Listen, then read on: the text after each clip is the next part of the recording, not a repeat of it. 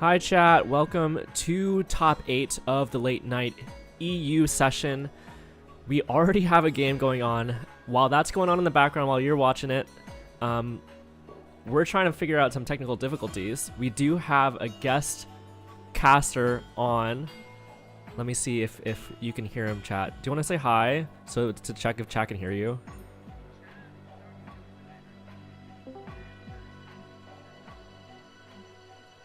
Okay, my OBS says I'm not capturing you, but we'll see what chat says in a second to confirm that.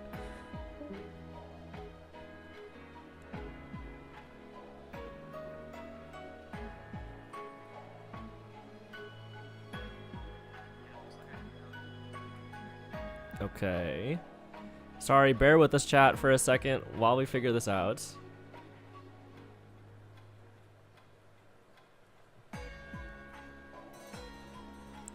I guess what I can do is I can just output all of my computer's audio, and that should work.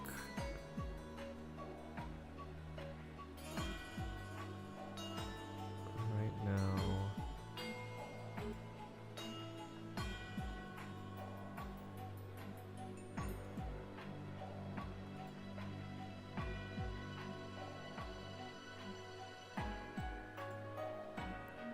Sorry, can you keep mic testing for a little bit? Alrighty. Let me know when that's all set for you and you need me to test. I think you're coming through now. Okie dokie. Yeah, unfortunately, chat, that is just the way that the Discord stream is. It's a little bit blurry for us.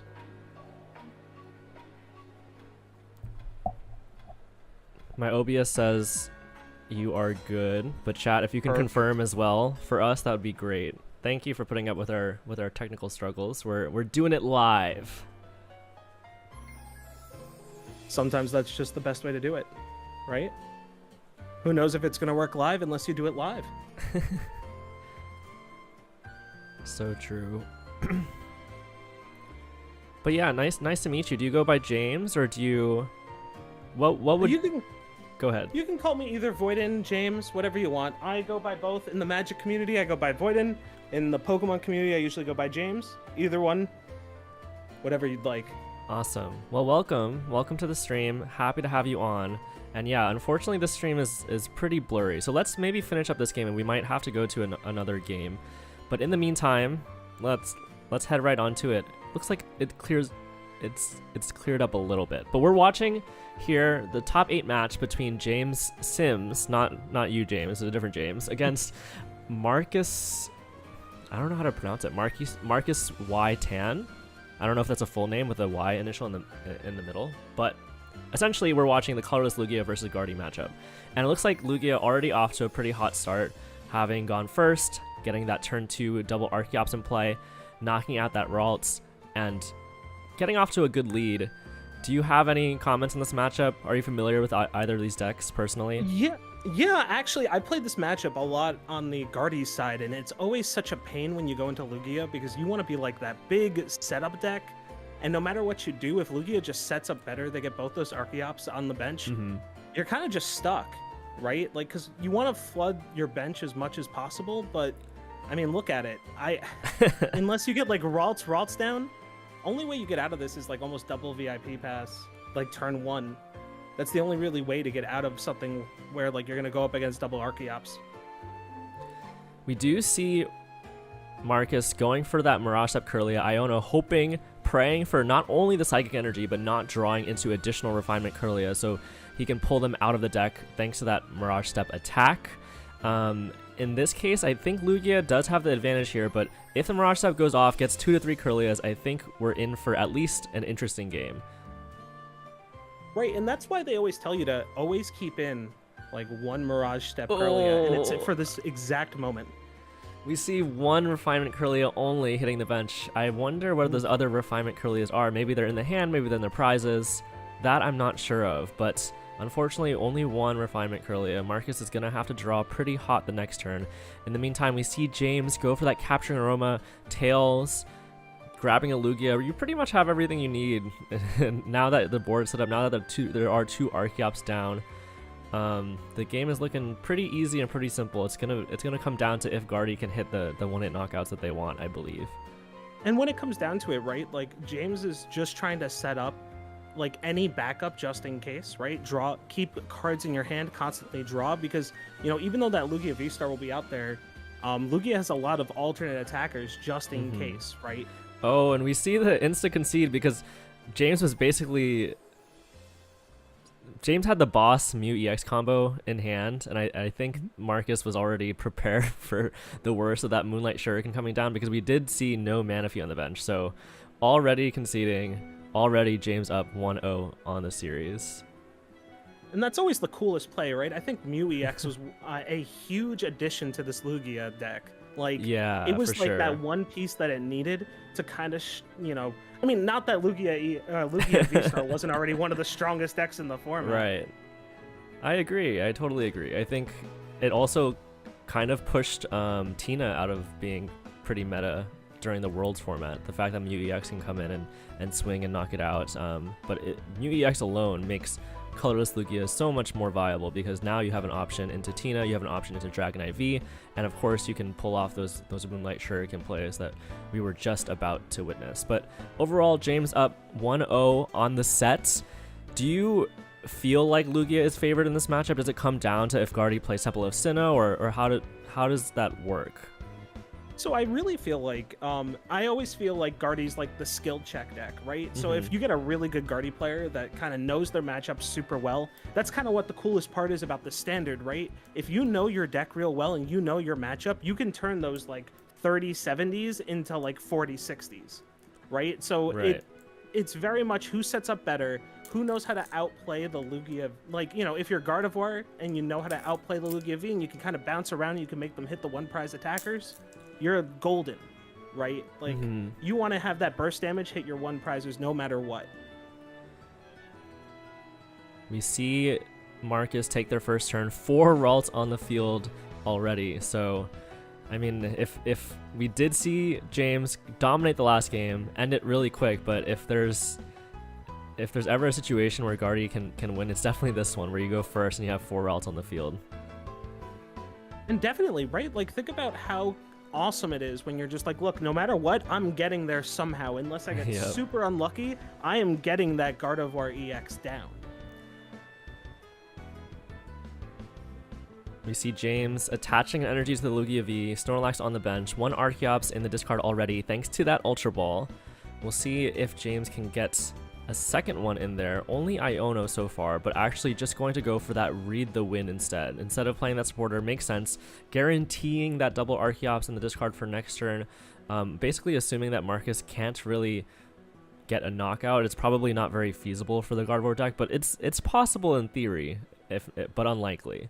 Right, it's like if the stars align, right? Yeah. Like you get everything perfect. There are times where you can do it, but it's extremely unlikely. Right. And if you get that knockout, you're set for the matchup. You probably already had it as is. That's true. We see Rare Candy Gardevoir EX to the active, interestingly enough. I believe that might indicate that we might see just 190 onto the Lugia V. I think that might be the play. What do you think, James? I think the idea is that, like, they saw the 2 Archeops in the bench, right? They're kind of just like going, I got to soften up this Lugia V-Star, right? No matter what, right? Because I'm not going to be able to one-hit it with what I currently have. And when you're just Ionoing and you're throwing everything to the wind, you want a beefy boy in the, like, you want like a beefy Pokemon in the active, and you want to just be able to soften up that Lugia V-Star, because you're never really going to be able to hit that magic number. Makes sense to me. Rare Candy Gardevoir EX hitting for 190, not a bad play. Obviously 30, you would like to do that 30 extra damage, but just not possible with most Guardy hands doing that much damage turn 2. Guardy EX, one of those decks that likes to come back to secure a lot of its wins instead of being the one that's aggressing, and I think they're in a pretty good spot to be able to put on the pressure. And I think, speaking of which, this hand that James got Iono'd into is a pretty hype hand, because it's almost completely dead, but there's a chance. That's the most fun part about Pokemon, right? Like, even when you have a dead hand, there's always a chance to set back up, right? And yes, I mean, just look, like we were saying, right? That's a really consistent hit out of that Gardevoir EX. Just being able to do the 190, Great Ball right away. Oh, Great Ball doesn't hit the Lugia V-Star, so I think that means we're just gonna see another Read the Wind, unfortunately, for James. And the worst part is that, like, you know, part of you goes, man, is there a world where I try to retreat this or get this out of the active? And you just don't want to waste the energy in Lugia V-Star. Like, getting those energy into the discard is such a death sentence in later games. We actually see James draw into the Lugia V-Star off the Read the Wind, but it's going to get Iona'd again. Do we see... Okay, now this time there's an Aroma and a Research. So I believe James will almost definitely be able to get a Lugia V-Star the next turn. But... Go ahead. Let's be honest, right? The Mew EX is like the backup, right? You dump your hand, you get everything out. You try everything you can and you Mew EX. Hopefully you get there. You're right. Marcus has not... well, there's two parts of that Mew EX. One is that you can draw extra cards from it, which hopefully gets you there. And the second part is Marcus hasn't actually benched Manaphy, so that Greninja play is still live as long as Marcus isn't able to evolve more than one of these Kirlias up, and that can be a way, definitely, for James to come back in this game.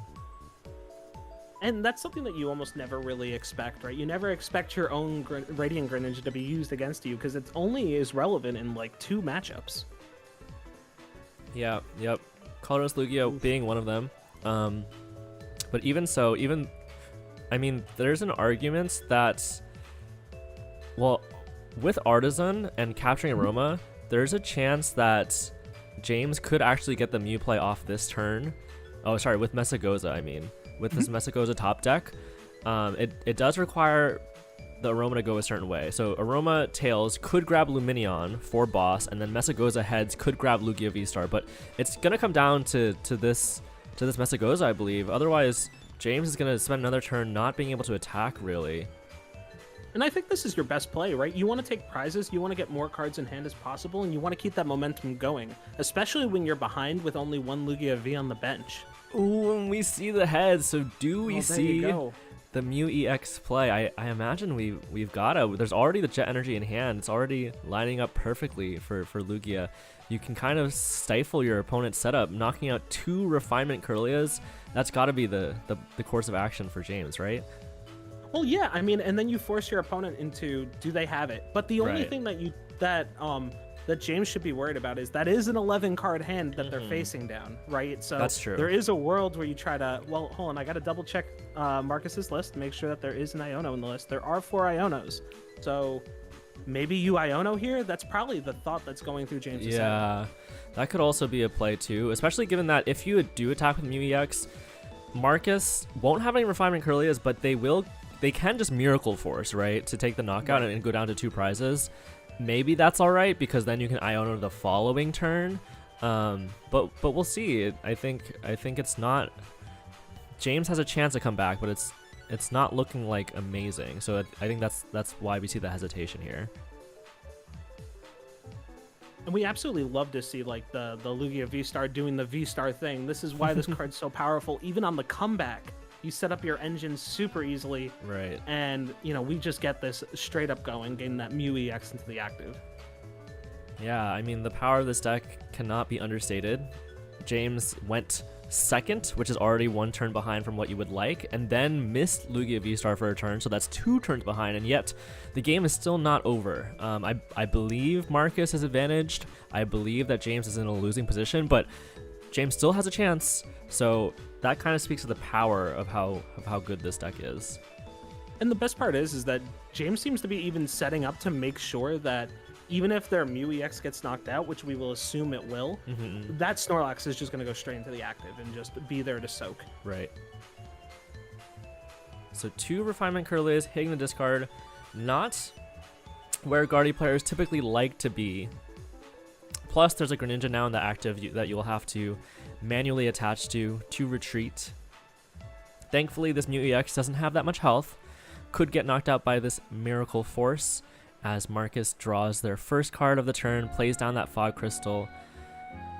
Who do you expect to win in this position? Who do you think is favored? What do you want to see from both players moving in these last couple turns? I really feel like, you know, as soon as I was going to say that James was favored, but then after I saw that second Gardevoir EX come down, I just knew, right? At a certain point, you just go, okay, there's the rare candy, there's the, or I'm sorry, I didn't even notice if there was a rare candy or it was a Mirage Step Curlia. It was a Mirage Step Curlia. Yeah, okay. Yeah. That was the one from earlier. Yeah, so evolving into the Gardevoir EX was perfect there, right? Like you kind of get everything set up. I actually think Marcus is probably going to win this as long as they can get that Radiant Greninja out of the active. So we think Marcus is most likely to win. What are the win conditions for James, do you think? Do you think it's maybe something like collapse away this Lumineon to prevent that from being the last 2 prizes?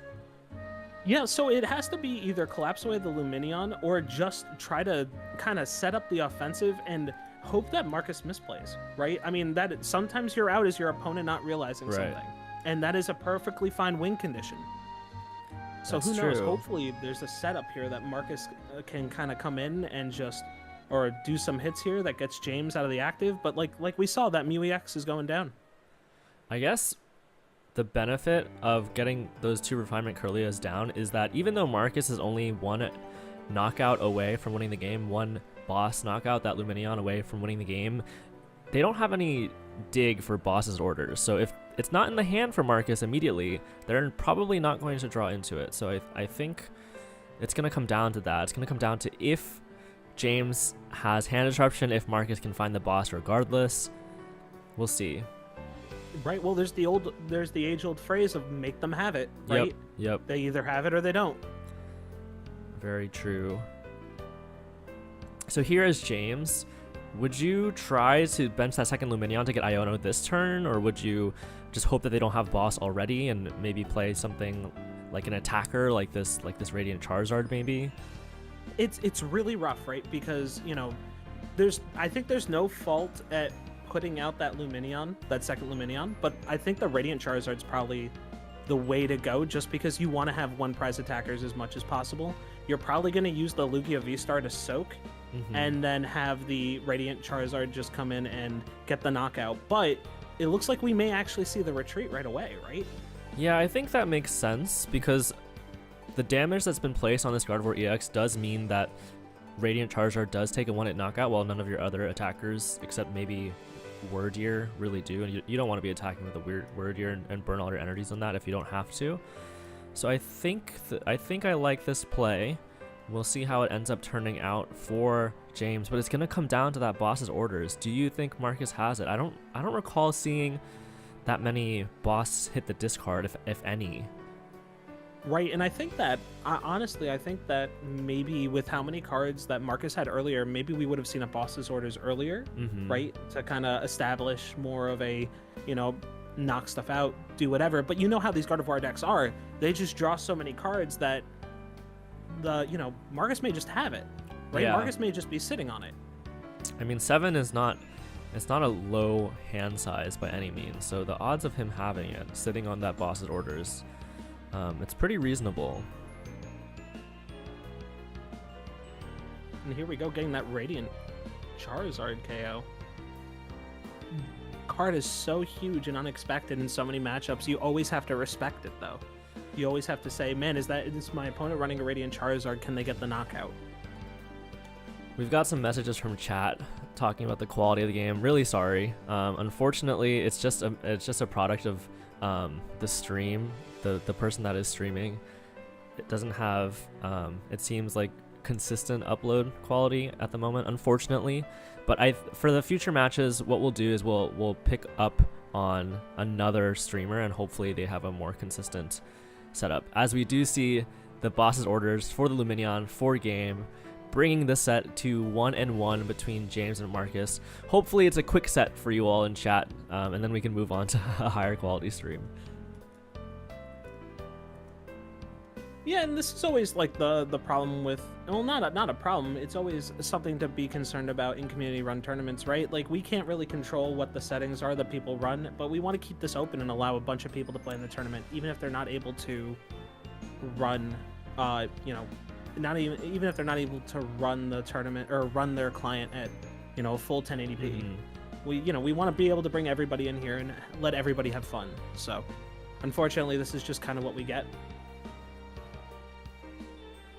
True enough. We do consistently in the EU late nights have top players coming in from Japan and Korea and stuff like that, and that sometimes also causes issues with the stream. But hopefully, chat, it'll be... Oh, actually we see an instant concede. I don't know if that was an issue with a player accidentally choosing to go first. Yeah, I think that's, looking at the chat, that was the case. I think Marcus accidentally chose first when it's now up to James to choose. Going first or Right, and second. these things happen all the time, right? Like, you know, someone clicks too fast, before you know it, you just click through, and then, you know, you accidentally go first when you're not supposed to be going first. It happens, and hopefully we get a better game out of this one.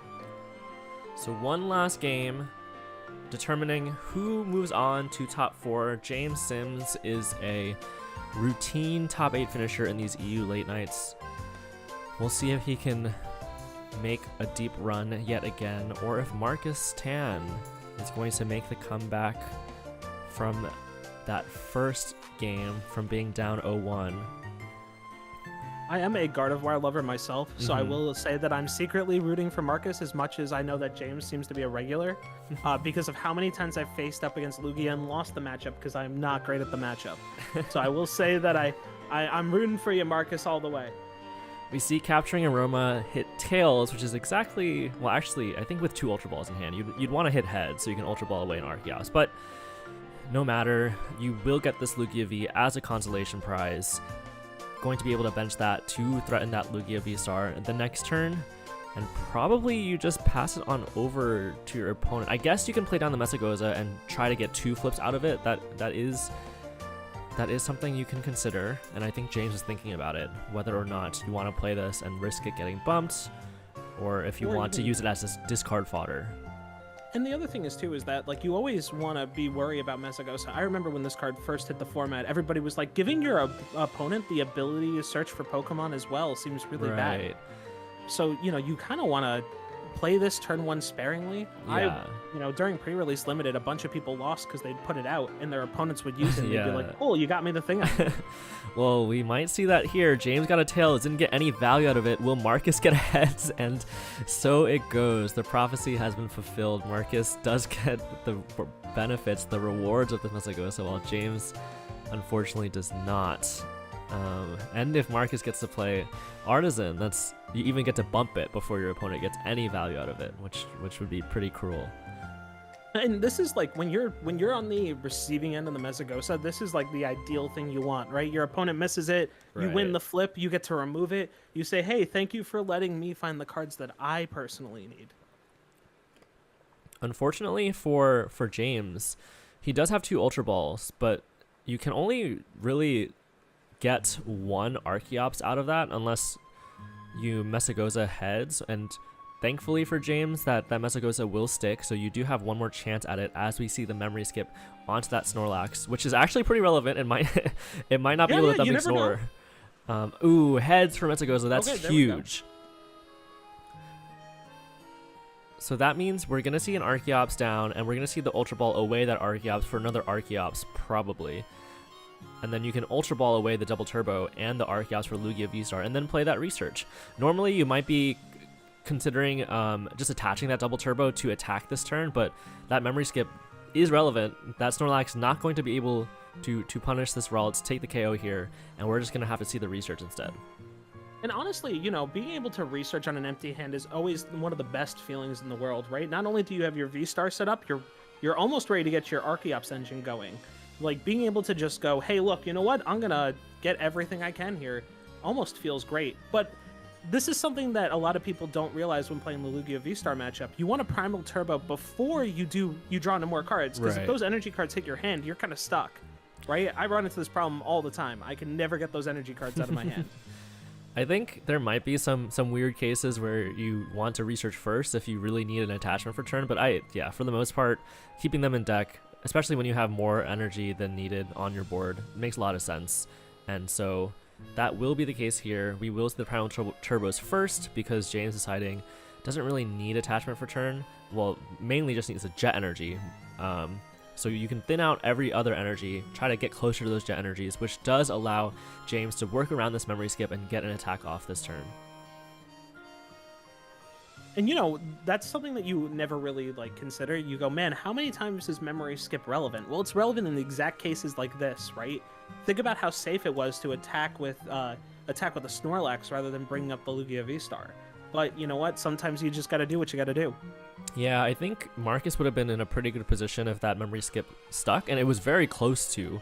Unfortunately, not quite. We see reversal energy onto the Kirlia to fuel this Mirage Step. Not the normal use of reversal energy, but not a bad use for it. And we do see all 3 Refinement Kirlia hitting the bench, and thankfully no Greninja on the board this time for the Lugia player to punish with that Mute EX play. And the thing is that sometimes when I'm sitting there and I go, man, would I rather have a reversal energy for late game or have 3 Kirlias out with Refinement? I think I take the Kirlias. Yeah, for sure. We see a nice and easy quick turn from James, taking a knockout with that Tempest Dive onto the Mirage Step Kirlia. This is kind of like the default position, I would say, that you would expect both players to have if things are going average or like above average for both players. Lugia down to 4 prizes now. Gardevoir out with 3 Kirlias thanks to that Mirage Step. So I think this is kind of the default position, and we'll see how these players jockey for advantage in these next couple of turns. And the really interesting part about it is that you never expect like either one of these decks to get to where they were by how they did it, right? Everyone seemed to get there in a very strange way, right? Not the normal paths. So it's always super cool to see. Yeah, you don't really expect the reversal energy onto that Mirage Step. You don't expect memory skip to stop Snorlax and then having to find the jet energy to get around memory skip. But here we are. After all those weird happenings, we're back to a board state that we're very familiar with if you are used to this matchup, and it's gonna come down to what can Marcus do this turn. Will we see a Gardevoir EX attack potentially? I think that's kind of what Marcus is hoping for, given that he sent up this Ralts. Maybe looking for that Rare Candy Gardevoir EX combo, or maybe even Rare Candy Shining Arcana. Shining Arcana into. Right, and I think go ahead. Sorry about that. I think that the Gardevoir, the Shining Arcana Gardevoir in the active is probably the safest thing that you can do here, right? Like, you don't want to give up a Gardevoir EX this early, especially if we only have 1 in hand, right? If Marcus only has 1 in hand, definitely don't want to get that in the active, especially, right. Especially if you could like get it knocked out super easily. It's true. Like, normally this Drapion V, I actually completely forgot about it, but Drapion V in the hand for James, normally you would expect that to be used for the Mew matchup, which it certainly is for sure, but it can come in handy in this Gardevoir EX matchup, given that Gardevoir EX is weak to that darkness type. We see Psychic Embrace attaching a couple energy to this Gardevoir. How many energy will Marcus pile onto it? And we see 4 energies plus a boss's orders knocking out Archeops. And honestly, I think this is the best play that Marcus could go for this turn, Okay. right? Respectfully thinking about it, right? Because you want to get that engine offline as soon as possible, but I don't know if James is sweating that bad because, there's Lugia, V-Star already kind of set up with energy. Snorlax has that energy on them. Maybe James isn't in that much trouble. It does limit James's options a little bit. If there's enough energy in the deck, though, James could still go for that Drapion V boss's orders play onto the Gardevoir EX. I'm not sure if you want to, though, because that would set you up for Iono, which would be kind of annoying. But I think James is thinking about it, considering it potentially having it as his best option. Yeah, and this is always like the harder part, right? When you get into these really muddled turns and you're like, hey, in an analysis, what do you think the best option is here? And you're like, I don't know, whatever the player thinks is best at this time, right? Because there's so much going on here. I do love the Drapion V being I respect the Mew the View V-Star matchup, but I can also use it as an attacker against Gardevoir. Such a sick tech. It makes a lot of sense. That ability not useful at all in this matchup, of course, but the attack still pretty good. That Dynamic Tail going to be plenty to knock out this Gardevoir EX, even with a double turbo, doing 170 times 2, 340, putting James down to 2 prizes. 2 prizes, 1 Archeops left. What will Marcus do? I believe Marcus needs to play Iono. I think that's step number 1, but we'll see if he's able to. Right, and I think that's the best part about the current format, where you have players that sit with these huge hands, but Iono is always an option just to get rid of them and kind of give someone who's on the back foot another way to step forward. Iono, kind of the bread and butter of the Gardevoir deck. You're not expecting to be ahead on the prizes, or expecting Iono to provide a lot of value in a lot of situations. Marcus also wants to be able to take a knockout, though, onto this Drapion V, either with something like a Reversal Energy, or maybe a Gardevoir EX Evolution. Right, and I mean, looking over the list, I wonder how much recovery James is playing to get that Drapion V back just in case it's needed, but I don't even think that getting the Drapion V back may not even be worth it because of all that energy that's lost. Yeah, I think most Lugia decks don't play any recovery at all, actually. Sometimes, rarely, we might see something like a Thornton, but Right. it looks like James not playing it, so it might, I mean, if Marcus isn't able to disrupt the hand, I think Wordier V would still do enough damage to knock out a Guardi EX if it does hit the field to close out the game. So it depends. Does Marcus have that Iono or not?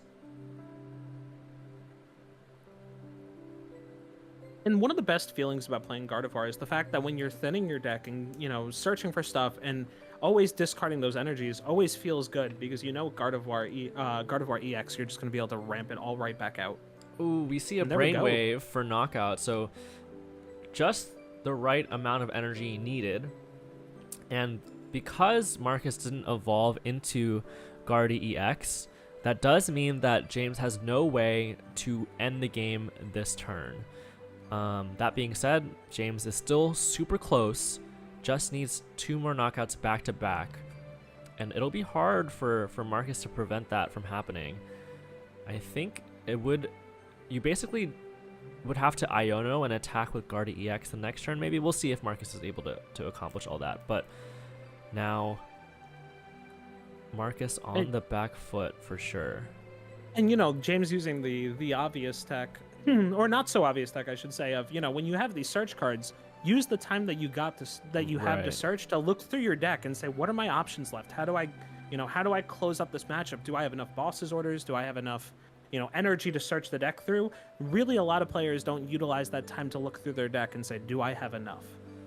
I think the benefit of doing so, there's another benefit of doing so, and it's that Iono puts your hand to the bottom of the deck. So in this case, if Marcus does get that Iono play off, James will put these cards that he doesn't want, like these Lugia Vs and Lugia V-Stars, onto the bottom, increasing his chances of hitting something like a boss just a little bit more.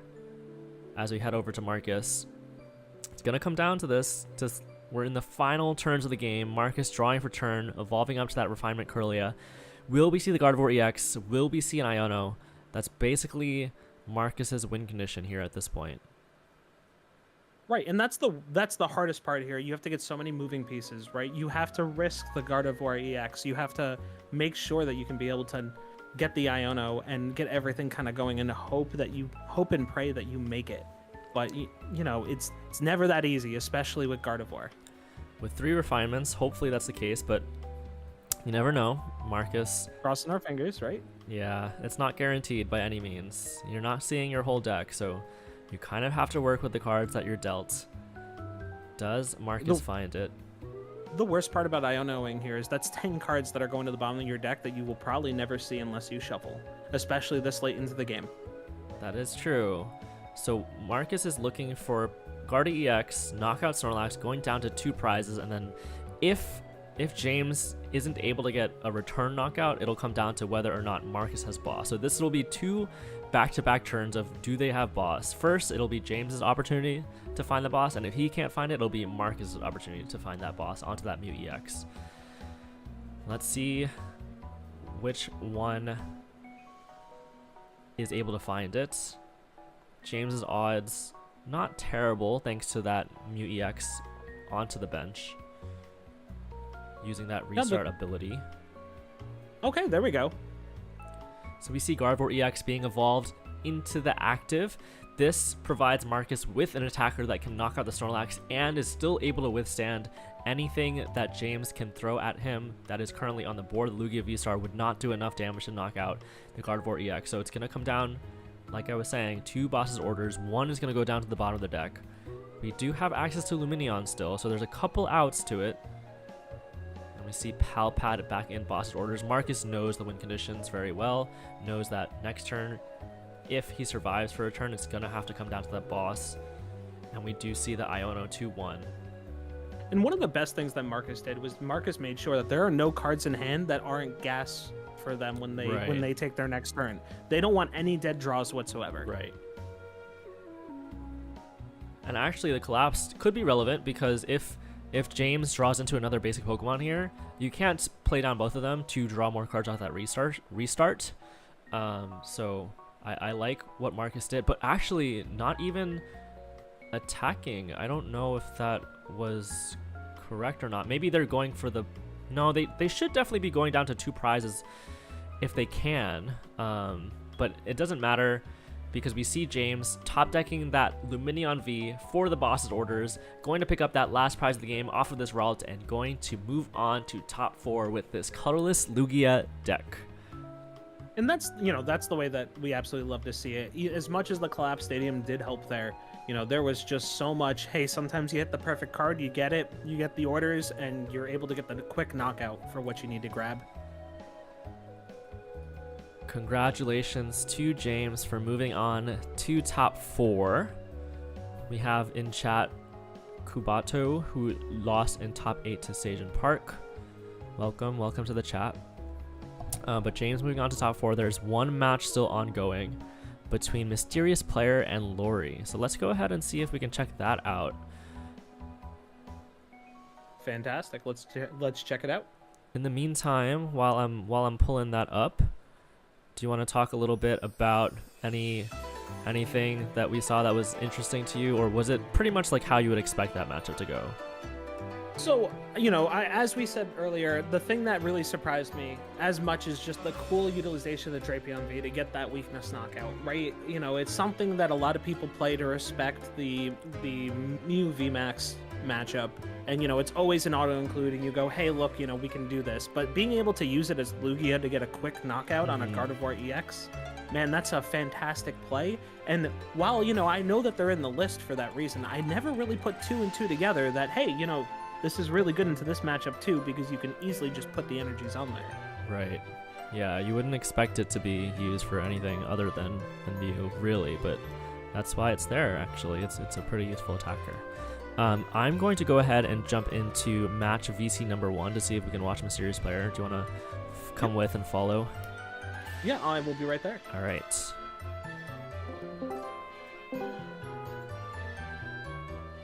Bear with me, chat, 1 second while I pull up this stream.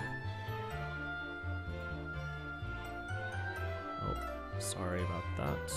Let me pop this out real quick.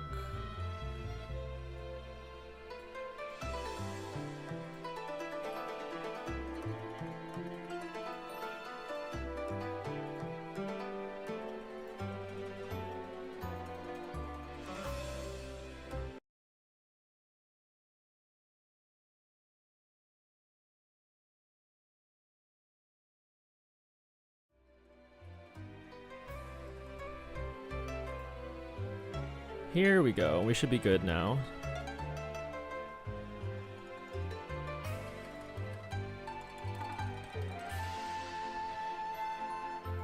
Sorry for those technical difficulties. James, you with me? I am here. Great. All right, chat, we are hopping into the last game that is still ongoing between Mysterious Player and Lori. It is a best of 3. Both players are up 1 game on the set, so this is the final game, and it's taken so long because this is a Lost Box mirror. I believe MP, Mysterious Player, is playing Turbo Lost Box, while Lori is playing Tina V-Star. And this is always the internal debate you have with yourself, right? When you're playing Lost Box, are you playing the Tina variant or are you playing the Turbo variant, right? Because, both decks have very different strengths and weaknesses into the meta, but both of them take beautiful advantage of the flower selecting and all of just the Lost Box synergies. Yep. I am personally a fan of Turbo Lost Box myself, but Tina definitely has some advantages for sure. That Abyss Seeking can add consistency from the Tina V, and Star Requiem, of course, an extremely powerful attack that lets you knock out anything. It makes total sense why you would want to play it. I will say though, in this matchup, MP should be very favored. The reason being, Lori does not play Manaphy looking at this list. So that means if MP is off to a good start, which seems to be off to a very good start, threatening that Moonlight Shuriken right away can be potentially devastating. And that's kind of how this meta kind of goes nowadays, right? Like you interrupt the meta, or sorry, you interrupt the setup, and that's just kind of what lets you take it all, right? Everything you play these kind of build the bench, play your key pieces, remove those key pieces. It's no longer like the big monolith the monolith standard that we've seen in the past. Right. I totally agree. Definitely comes down to how good your setup is and can you stifle your opponent's setup. Especially with VIP pass in the format, it's very hit or miss on these opening turns. As we see Lori playing a VIP pass of their own, Comfy in the active as we speak. How will Lori prepare for this potential turn from MP? Will Lori play around this Moonlight Shuriken? Will they just assume that it's not going to happen? Looks like they're actually trying to play around a little bit because they chose not to bench any additional Comfies, at least not yet. Just the Greninja and the Giratina for now. So we might see that be a factor in the game plan here for Lori. And the question that you have for yourself when you're, going up against the Radiant Greninja possible interruption is, you're going to go slow no matter what because you have to respect it. Are you going slow with your Comfies in deck and, the ability to utilize them later? Or are you going to go slow and possibly give them 2 prizes? Yeah, I think Lori probably did have to make a choice here because you could bench one more Comfey, which would mean that you would have access to Cramorant and take a knockout there, but is it really worth it if they're going to be able to Greninja 2 of your Comfy anyways? I guess not. So Lori making that choice, going for the Abyss Seeking instead, saying like, hey, it's fine if you Greninja me, it's fine if you Cram me, but I'm trying to race you to that first Sableye, and they're going to Abyss Seeking, putting 2 more in the Lost Zone, putting 2 into hand, while MP plays her Chorus. Now that there's only 1 Comfy on the bench, I don't know what MP is going to choose to do. Maybe they'll still Greninja, maybe put 90 on the opponent's Greninja. That we'll have to wait and see for. And, it's always setting up especially when you're playing Turbo, right? You want to set up the Sableye turns, right? Because the most dopamine you can get in a game is getting those real sick Sableye plays. I feel like that's the whole draw of Lost Box. Besides it being consistent, besides it being fantastic to play and fun, you really just want to hit those Sableye turns.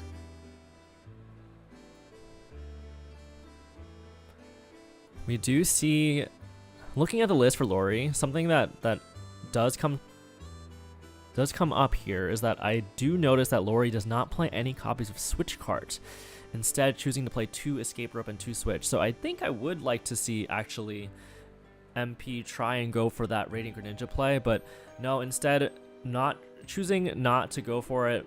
It would probably require that Forest Seal Stone to come down, which he's not thrilled about because the Giratina V-Star deck loves to eat those Pokemon V right up. So instead, we're going to see a spit instantly into this Giratina V, and now we have an interesting game here. Even though there's no Manaphy in the deck for Lori, looks like still going strong, still holding on. 1 Comfy on the bench, 1 Giratina V in the active with 110 damage.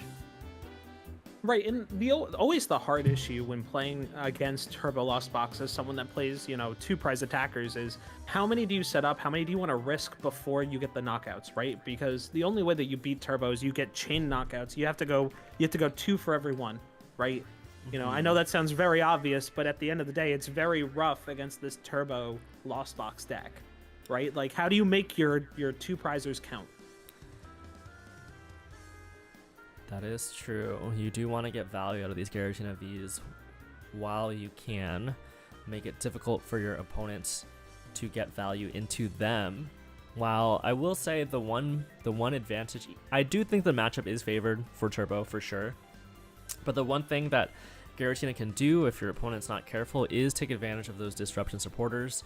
This list of Giratina V is playing 2 copies of Roxanne and 1 copy of Iono. So we'll see if MP is able to play around that, or if he has to just bite the bullet and go down to those 3 prize turns. Right, and as you said, right, Turbo's very, it's very hard to play into Disruption as Turbo, right? You know, if you're getting Iono'd left and right, you can't get those great setups that you used with your Comfy and all those future plays that you were setting up. Instead, you're just throwing away possibly good cards in the future. So, if you're playing against Turbo, try to be as disruptive as possible. So here we see MP going for that concealed cards, 2 cards drawn into the flower selecting now. Lost Vacuum and Nest Ball are 2 of the options going for that vacuum, pushing the Lost Zone numbers higher and higher, potentially all the way up to 10 this turn. I think 10 would be a little bit too hard, so we might be going for 7. What, in this position, what do you expect MP to attack with this turn? Oh my gosh. Okay, so let's see. It depends how many Cramorant are in the list, right? If there's only one Cramorant in the list, so I think it's only one. Right. So my safe bet would always to be Cramorant, but you know, if I'm Mysterious player, maybe well they're choosing whether or not they want to get rid of the Raikou, so maybe they're getting ready to set up the Dragonite V. So maybe we see the Dragonite V play come in. But it's always so rough in this situation, right? Because you don't want to get hit back by the Giratina V-Star. Yeah. So do you want to really put up a 2-prize attacker to try to hit, or do you want to, you know, maybe soften stuff up with Sableye? But we're not getting to 10 this turn, so it's always super rough in this situation. Maybe there's no attack. That's a very good possibility. I think you have to attack with something this turn, but I agree with you. It's tough knowing exactly what, because nothing feels really great here. Dragonite V, you can knock out a Giratina V, but then you would put tons of damage on your board, and that's not exactly what you want either. So it looks like MP just choosing to go for the Radiant Greninja play instead, and using that Moonlight Shuriken, taking advantage of the fact that Lori has no Manaphy on board. Where does this damage go? I guess Comfy and the damaged Tina would be my guess. Right, because I guess we're just trying to set up for the Sableye turn, right? Like, this is such a weird matchup to commentate, because you're just like, well, there's no good choices. It's just what gets us there. Yeah, I think doing the damage Giratina V makes the most sense, but you do run into the issue that your prize map does then rely on you running straight into that 3-prize territory. Mm-hmm. We'll see if Lori is able to take advantage of that, or if MP is able to play around that, maybe choosing not to take a knockout on the Giratina V and saving it for later or something. Oh, actually, MP thinking about not knocking out the Comfy and just putting 90 and 90 on the 2 attackers instead, which is an interesting choice. Well, that makes sense, right? Because at the end of the day, right, you want to punish your opponent for evolving into V-Star. Right, you want to make it so that there's no good option to evolve V-Star onto. Mm-hmm. I think I agree. I think it makes sense in a lot of ways. But MP still definitely, there's a lot of damage on the board, but no prizes taken. So I don't know what the prize route is for him. It might, honestly, if MP can get another Radiant Greninja off, another Moonlight Shuriken attack going, even though it's going to get knocked out this turn, just doing it eventually in the game, maybe thanks using the power of that Clara, for example, that could be a pretty good option. Lori discarding Grass Energy, drawing 2 off of that concealed cards into the Colress. We'll see what Lori chooses to attack with in response to this Moonlight Shuriken. And that's always the hardest part, right? You go, where are you going to put the energy? Because you're probably only getting it, in worst case scenario, you're getting 1 Radiant Greninja off, and you only have, what, 2 Sableye in the list? Yeah, it looks 2 Sableye. Like 2 Sableye, so you have to be very careful where you put this energy. It has to count. You only have so many times you can Mirage Gate in a game as Lost Box. That is for sure. Lori actually benching that 3rd Giratina V, something that doesn't happen that often, because the Giratina V deck plays 3 Giratina Vs and 3 Giratina V-Stars, but you don't really expect to play down all 3 in a game, because normally you might prize 1 or Lost Zone 1, but all 3 coming down now, trying to play around the damage that MP has set up. And part of me wonders if that you have to save a Mirage Gate for the Dragonite V to make the team, or make that play very impactful, right? You need to be able to hold one to just say, okay, Dragonite V is going to be my closer here. Yeah, you might need to. Dragonite V does come with the downside of damaging your bench, but if you're taking the last 2 prizes of the game with it, of course, that's not much of a downside anymore in that situation. Lori going to evolve up their Giratina V, the second one that's damaged with the 90 damage into Giratina V-Star, going ahead and using that Star Requiem, if I'm not mistaken, to take the knockout. Going down to 4 prizes now. MP still at 6, but lots of damage to work with here. Yeah, the weirdest part about this is like when you're playing as MP here, you go, look, my Dragonite V has to be the last thing that I use, or else that V-Star ability's coming down and I'm losing 2 prizes. Right? There's just no good plays here. Everything that Giratina V hits knocks you out in one shot, so your resources are very limited here. And it almost feels like no play is a good play into this matchup. I think it's going to come down to Mysterious Player spamming Sableye over Sableye over Sableye. So let's see how much value he can get out of this Clara. I think that will be pretty key here. 3 Psychic in the discard, though, unfortunately for Mysterious Player, does mean that he might have to burn the Clara early, which you really don't want to do, given that you still have access to Sableye, but just going to have to do it. A huge thing here is getting back the Cramorant as well, because, you don't have to waste a Mirage Gate on it. You could just bring it in, immediately get it out. I believe that the Beach Quartz coming down to knock that path to the peak as well. You should be able to just get out Cramorant, or maybe even this Radiant Greninja attacking again. That one thing that we thought that was never going to happen might be a thing that happens this turn. It could happen if Mysterious Player sees a Super Rod. I believe he might need a Super Rod this turn to be able to accomplish it. I don't think there's enough energy left in deck. Right. I think that's what Mysterious Player is checking right now, thinking about it. I'm just worried, though, because if you cram into this Giratina V-Star, do you have enough time to close out the game still? Like, sure, there's 2 Giratina V-Stars set up for maybe a Moonlight Shuriken to go down to 2 prizes, but then what? Like, what's your route to take the last 2? And that is something that I'm struggling with a little bit.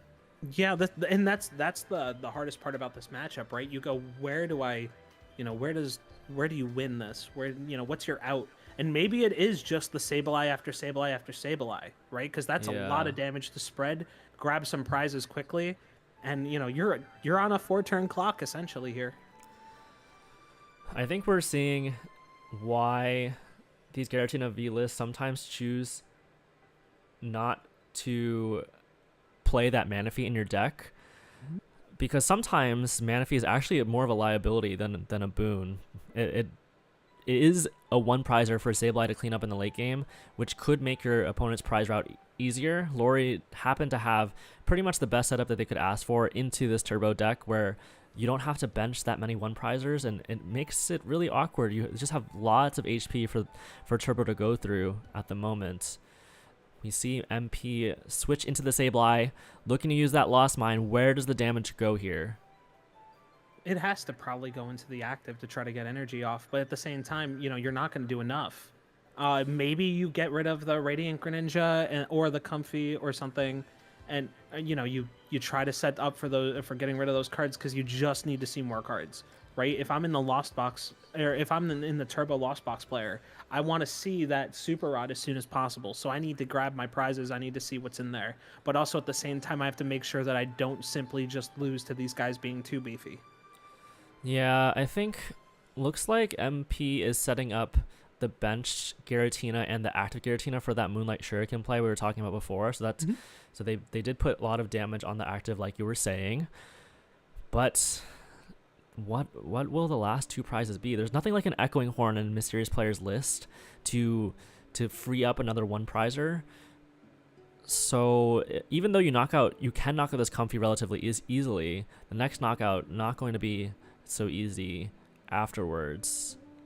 It might just be future proofing, right? So like, you're putting damage counters on the Giratina, and you're saying, look, I'm not knocking out the Comfy, I'm making it so that I can try to knock out the both Giratinas eventually.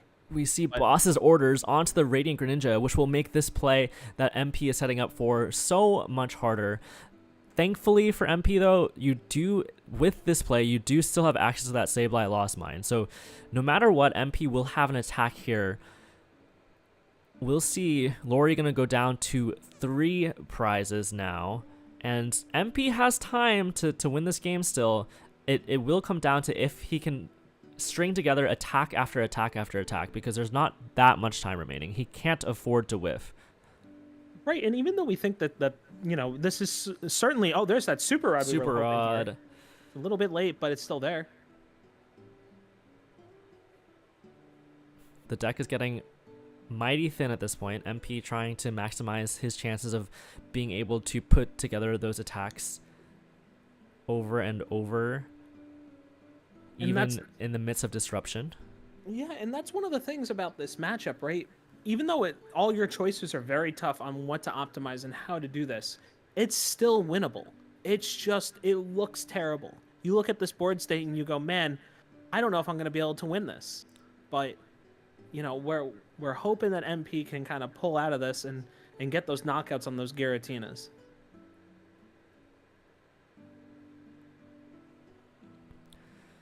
We see Super Rod, Greninja, Water Psychic back in the deck. Something that you could consider as MP is actually not going for the Greninja play this turn and doing it later and trying to take out 4 prizes in one go.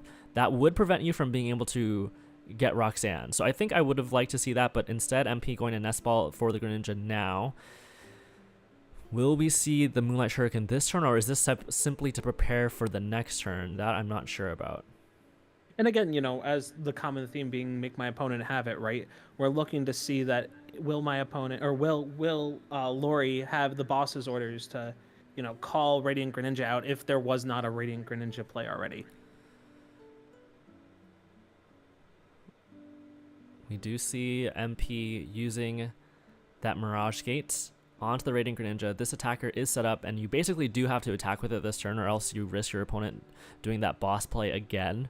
And in which case that would just be pretty much game over, because you don't really have the resources left to be able to set up this Radiant Greninja play one more time. So we will see the Moonlight Shuriken come from MP, but this opens up the possibility of Roxanne. Roxanne Right. could be massive. And I think MP is probably sitting here and just going, do I have to risk it? And I feel like the answer might be yes here, right?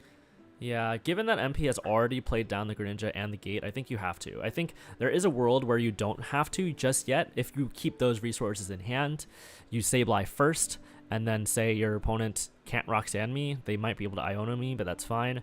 But I will say the one advantage that MP does have is that your opponent can't boss. And actually MP going for the active and Greninja instead. So actually not going to get Roxanne, actually just going down to 4 prizes. So the play that we thought was happening, not going to happen. And now over to Lori with 3 prizes left on the board. And I think that's a very safe play from MP too, right? Because we're getting this Sableye set up just to make sure that no matter what happens, we can kind of get a knockout or at least 2 prizes off that Sableye, at least if needed. Yeah, I think MP wants to prevent Roxanne from doing any funny business, really. It will come down to if MP can get 2 Sableye knockouts back to back, but Lori is going to do everything in their power to stop it. We might even see this Lost Mine take a knockout onto the Sableye to make it really difficult for MP to be able to follow this up with a Lost Mine.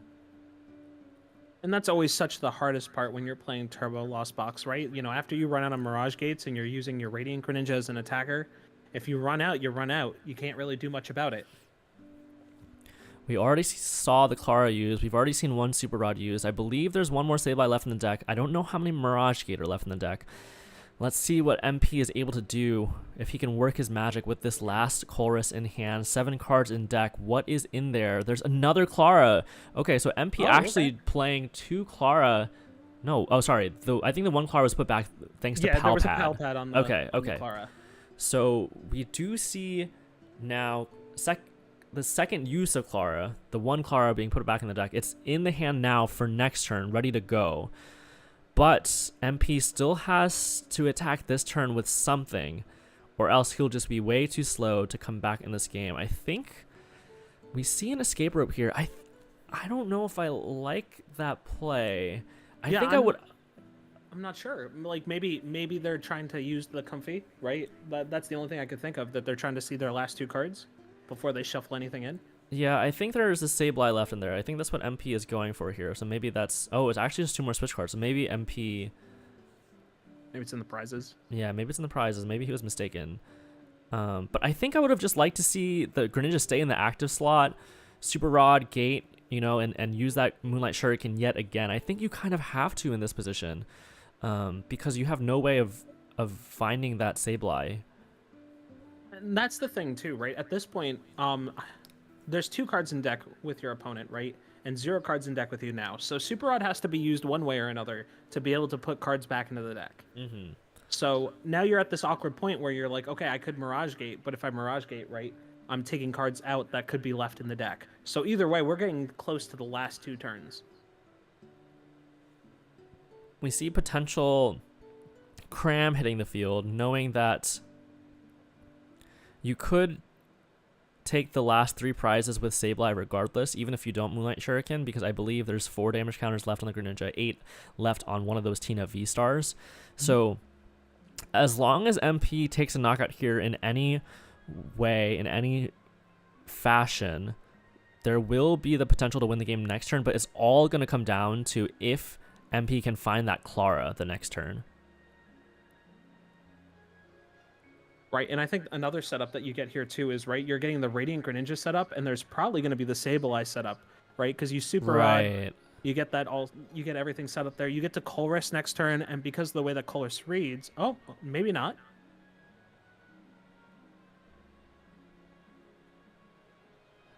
Yeah, I think you're right here. If you attach that extra energy to the Greninja and you shuffle 3 energy back into the deck with the Super Rod, your odds of winning have got to be pretty good. Because your opponent can't hand disrupt to you and knock out this Greninja at the same time. You need Boss to knock out the Greninja. You need Roxanne to disrupt the hand. So here, MP making the right play, and I think because of the lack of switch card, I think MP has played this well, and I think that'll lock up the game unless I'm missing something here. Lori now has one last turn to try and foil MP's plans. The only thing I can think of is maybe, we get a boss something up that can't retreat, but we have 2, but not knowing MP's hand, MP does have those 2 switch cards. Even with disruption, I think MP's in a really good spot. Yeah, I think maybe that could be, Lori doesn't know that these switch cards aren't prize, so that could be a way out, in theory, but aside from that, it's looking really good. MP playing it masterfully in this last turn. Something that we didn't mention, of course, was the switch card onto the Manaphy to heal it. That was definitely key, because if you didn't, Lori would just be a Sableye away from winning. Right. Something like a Howlucha could win in this position, but Lori does not play that, of course. So this is just going to be it. This is just going to be MP. And think about where we came from, right? We were in a spot where we were like, MP's probably not going to win. Lori's just in such a great spot here, and immediately turned it around, right? That's the power of this Turbo Lost Box deck, is that there's so many lines that you can masterfully maneuver your way into. And, it may not be clear as other decks where you say, okay, I have this Charizard's going to KO this, KO your Pokemon until I take all my prizes, right? You get this really cool way of maneuvering your deck, like almost like those old control decks, right? Mm-hmm. And you get these really cool plays that you didn't think that you'd get, and you're on the edge of your seat going, will they or won't they have it? Yeah, I think we were worried that Lori had just a little bit too much health to deal with on the side of MP. There wasn't like a very clean prize route to take. MP had to work his way through 2 Giratina V-Stars and potentially this Greninja as well. But thankfully for MP, it turns out if you get to Moonlight Shuriken over and over again, you do build up the damage pretty fast. So even though this Greninja is going to get knocked out, that does mean no hand disruption is going to come through from Lori. And MP has what he needs to close out this game. And that's one of the coolest parts of the deck. Sometimes you just have no cards left in deck, and already know what's on top. With these comfies, you know what you're going to grab, you know that you're going to get there. Even if you thought that you couldn't get there because of X, Y, or Z reasons, even with the Clara and everything else, you're going to kind of go the distance. Yeah, just barely enough resources to close out the game. Almost no attackers left. You have basically 1 copy of Mirage Gate, no Super Rod left, just 2 energies in the deck. The deck's so thin, just a couple turns away from decking yourself out, but it doesn't matter because you have what it takes to close it out. Perfect math onto this Giratina V-Star and this Greninja, taking the last 3 prizes of the game, and Turbo does reign supreme in this matchup. And that's such a cool... I keep gushing over Lost Box, right? But Lost Box is one of the coolest decks because you want to live life on the edge, right? You want no cards in decks so that you could set up stuff, you could set up any of these plays that, you set up your draws perfectly. You can get cool Colruses, you can get other cool setups, but you got to be careful because one misstep and you draw out your deck and you lose, right? Or you get to a part where nothing in your deck can save you. So, it's one of these more skill-intensive decks if you can get there. You also have to play in under time, too, which a lot of these Lost Box players have issues with. Yeah, Lost Box, really cool and showing its strength here. It's tough managing your resources, as we saw in that game, but if you do it just right, you can just get over that line and get there, even when your opponent throws lots of HP at you. So MP is going to move on to our top 4. That means we do have a matchup between James and MP. James, we just saw playing that colorless Lugia in the match before in that top 8. And the other side of the bracket, we have Wienermeister versus Sajin. Sajin Park, if I'm not mistaken. Probably the greatest of all time Pokemon player, if you account for the other forms of Pokemon competing. VGC, Unite, and Go. He's making his appearance in the late night as well. We'll see which one we're able to watch. I believe the match between MP and James is the one we have set up right now. Perfect. Yeah, and as we saw earlier, there's a lot of cool decisions. We've seen both these lists play out live, right?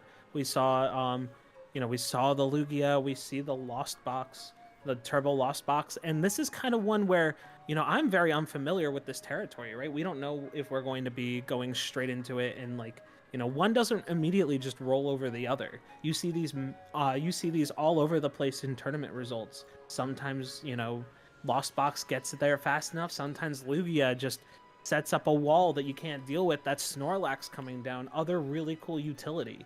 So I'm very interested and excited to see this matchup. I think Snorlax is really hard for Lost Box to deal with, but Lost Box has a couple tricks up their sleeve as well. You can go for that turn 1 and knockout Lugia play, which would make the game really awkward for Lugia to play. You also have the opportunity to Greninja 90-90 snipe those Archeops into Sableye, Lost Mine, put 6-6 on those 2 Archeops. Given that colorless Lugia doesn't play that Radiant Serena, that can be an option as well, and we're getting right into it. Mysterious Player versus James. I actually also am really interested in seeing Sajin Park play that Miraidon deck that he's so famous for. I believe piloted it to not only winning Korean Nationals, but I think it was top 32 at Worlds as well. Famous for that deck. Unfortunately, because he's playing from Korea, I don't think he's able to stream it. So we're going to watch MP, and maybe we'll get to see Sajin in the finals. Yeah, and it's unfortunate that sometimes we can't get some of these matches to watch, especially when you get into the top 8. But that just comes with the territory of getting such awesome players into the tournament, right? Like sometimes the best players can't be seen, but we'll always see the results, and that's sometimes you get really kooky decks. Sometimes you hear stories about awesome plays.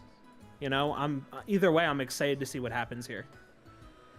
So MP versus James, now the matchup. MP going for that concealed cards, going second. James not able to get a Lugia down, which is not ideal, but I will say that having a Snorlax in the active and attaching double turbo on it does already threaten your opponent enough that maybe not getting Lugia down isn't the worst thing in the world. And that's kind of the hard part about starting with Snorlax, right? You're like, I really like this setup, but I also hate this setup, right? Yeah. Because if you don't get that Lugia V-Star down, without playing, an immense amount of switch cards or, getting that jet energy down ASAP, you're not going to be able to get this Snorlax out of the active without punishing yourself and losing all these energies. We see MP using that Chorus on that first turn into 2 Comfey, trying to see if they can get an attack off in some way this turn. Using Cram into Snorlax, doesn't feel really great because you can't clean it up later thanks to that unfazed fat ability. So you're going to have to do some more damage to it in some inconvenient way with either another Cram or maybe a Greninja Moonlight Shuriken. MP eyeing down this Dragonite for the Forest Steel Zone right now. Potentially an option as well. And that's always the hardest part, right? When you see like a matchup or like a setup like James has right here, right? You never want to just be like, all right, I'll just take a turn off. You always want to be active. You always want to set up, even if you can't attack into this, right? Even though it looks not intimidating, I can tell you I've lost so many times by saying, I'll take a turn off, I will set up, I'll save my resources, and I won't just go. And because of that, you lose more games than you win that way. Yeah.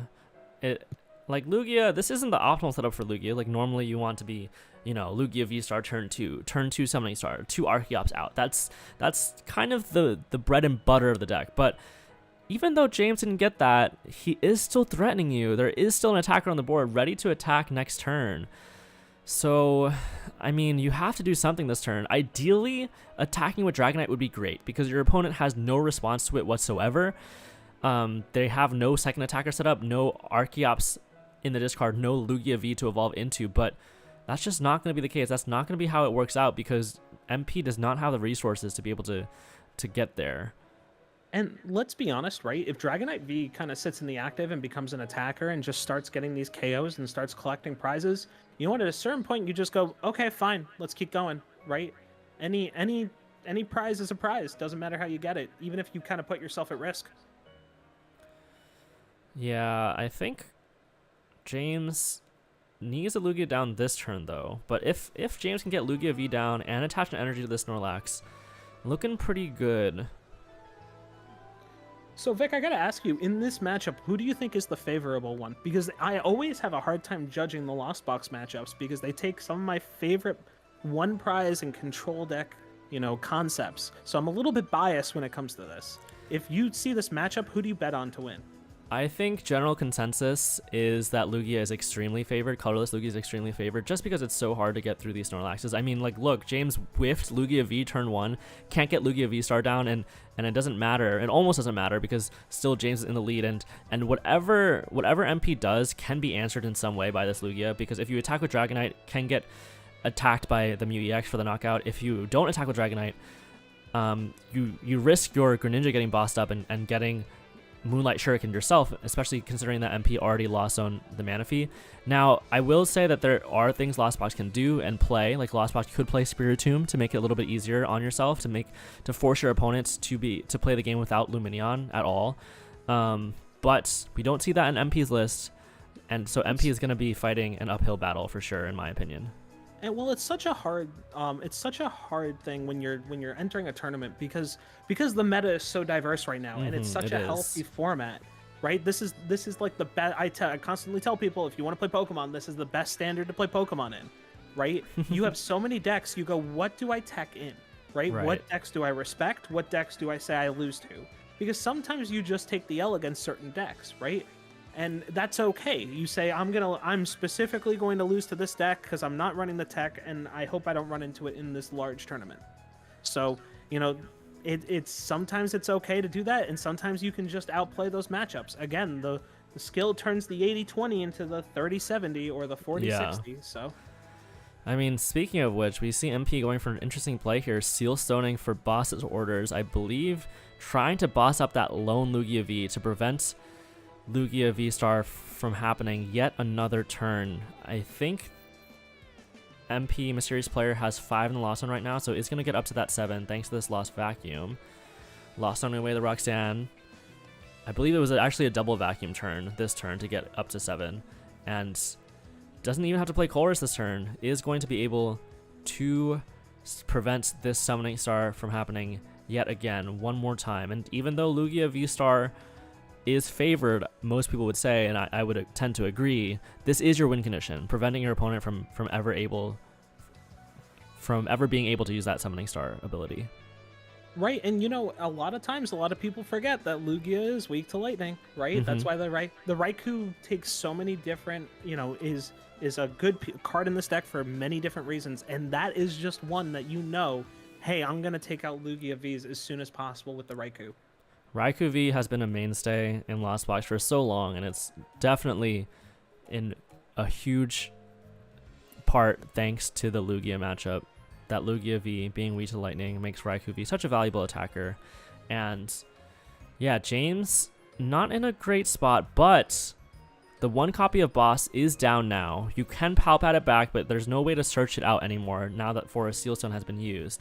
So if James is able to get down another Lugia V, maybe attack with his Snorlax again, there is a way to stabilize here thanks to the potential of Iono later in the game. So we're not out of the woodwork just yet.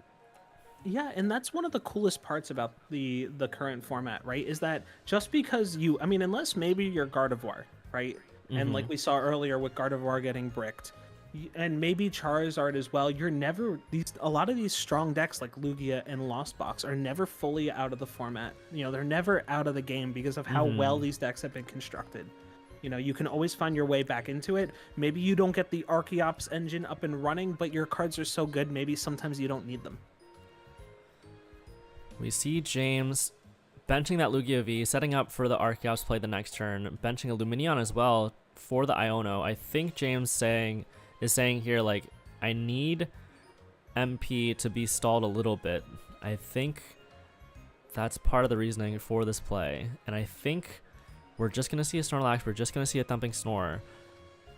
And MP has one more turn to do whatever he so chooses.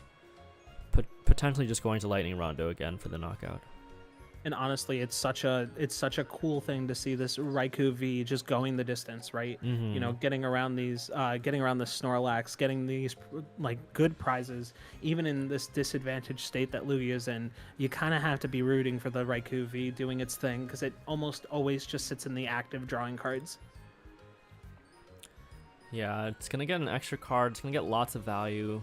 Getting not one hit KO'd the last turn is huge for the Raikou V. Normally, Raikou in this matchup just trades 2 for 2, but getting to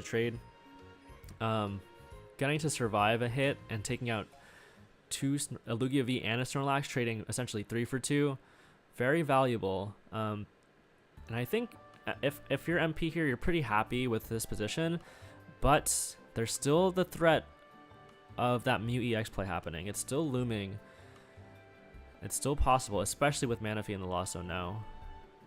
Well, and the other thing that we saw that earlier, I'm pretty sure MP was, you saw MP just kind of possibly looking to put stuff on the bench and then taking it back earlier. And I think that's just because of that Mew EX play that we see so often, or that we saw it twice already, right? You know, Radiant Greninja came down right away, which is almost a requirement for the deck at certain points. So, you have to respect it, and MP is respecting it. We're going to see Lightning Rondo come down, and we see MP use that Mirage Gate onto Radiant Greninja, setting it up for the next turn, regardless of what his opponent chooses to do. That Greninja could get bossed, could get knocked out, could get bossed. Well, actually, just going to go for the Moonlight Shuriken this turn instead of taking the knockout, basically forcing his opponent to make an awkward choice of maybe having to boss that Raikou, and putting 90-90 on Lumineon and Mew. So trying to go that route, forcing your opponent to find collapse or else winning the game very, very quickly. And I think that's such a cool play here. I think putting the Radiant Greninja in the active and being like, look, you have to find a Jet Energy or something and you have to retreat out of the active, right? Forcing your opponent to waste resources, forcing your opponent to get the Lugia V-Star to get the Archeops back to get energy onto the Mew EX, I think is huge here. I think this is honestly an optimal play. Something cool to note here is that I think part of the reason Mysterious Player chose to make that play is that James only has one bench spot open. So even if James does choose to go for that Summoning Star, you can only get one Archeops out, which makes the game so much harder to convert on. You can't get your attackers as set up as easily as you would like to. It would require just a little bit more out of your hand. You would need those attachments for turn in addition to maybe that boss you want. So the play makes a lot of sense here.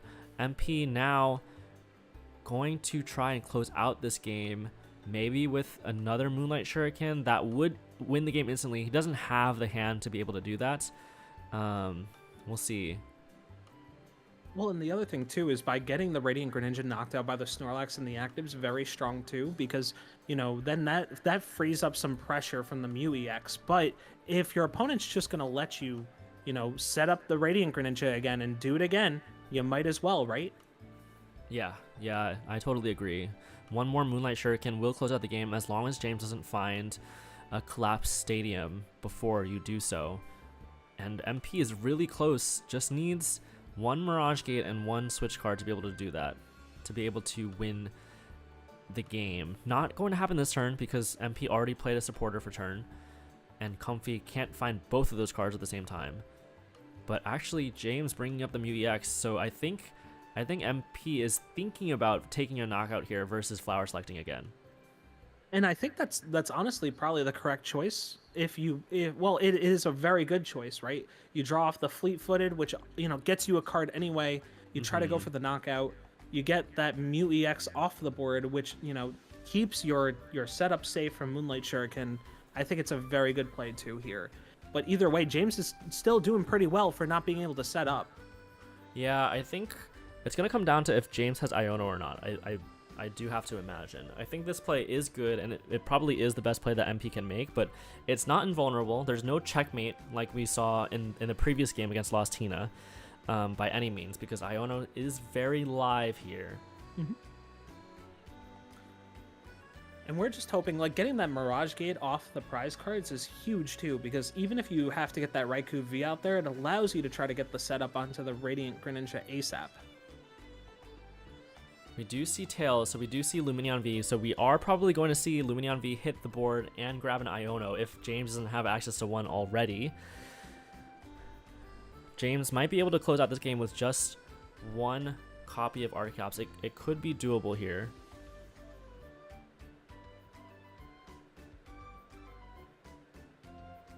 And this is always such a cool part about the Lugia matchup, right? With Lugia just being able to, get that Archeops online and do as much as you can with it. Even one Archeops is still pretty strong, even though it's not the full power of Lugia V-Star. It's, it's a lot of ramp for almost nothing. That is true. And you do have two attackers set up now. With no Archeops ever fitting the field, it doesn't matter. If you attach for turn every single turn, you will get your attacker set up eventually.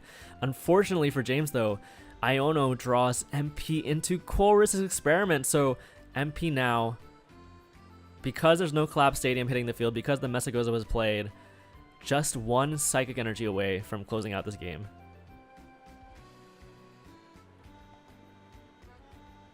MP choosing to bring up the Comfy, actually, which is interesting. I don't know if that's the correct play or not, because now, you do get an additional flower selecting to dig for that Psychic, but you do have to find a Switch card plus a Psychic. It's pretty close, to be honest, whether or not that's correct, but we are almost there. Just Mirage Gate would also do it as well. So I guess because Mirage Gate gets you there, I think it makes sense to bring up the Comfy. Right. The idea is that I guess you're just trying to thin out as much as you can, Yep. right? Yep. And hope that you guarantee the Mirage Gate or you guarantee something here. Chorus, do we see the gate?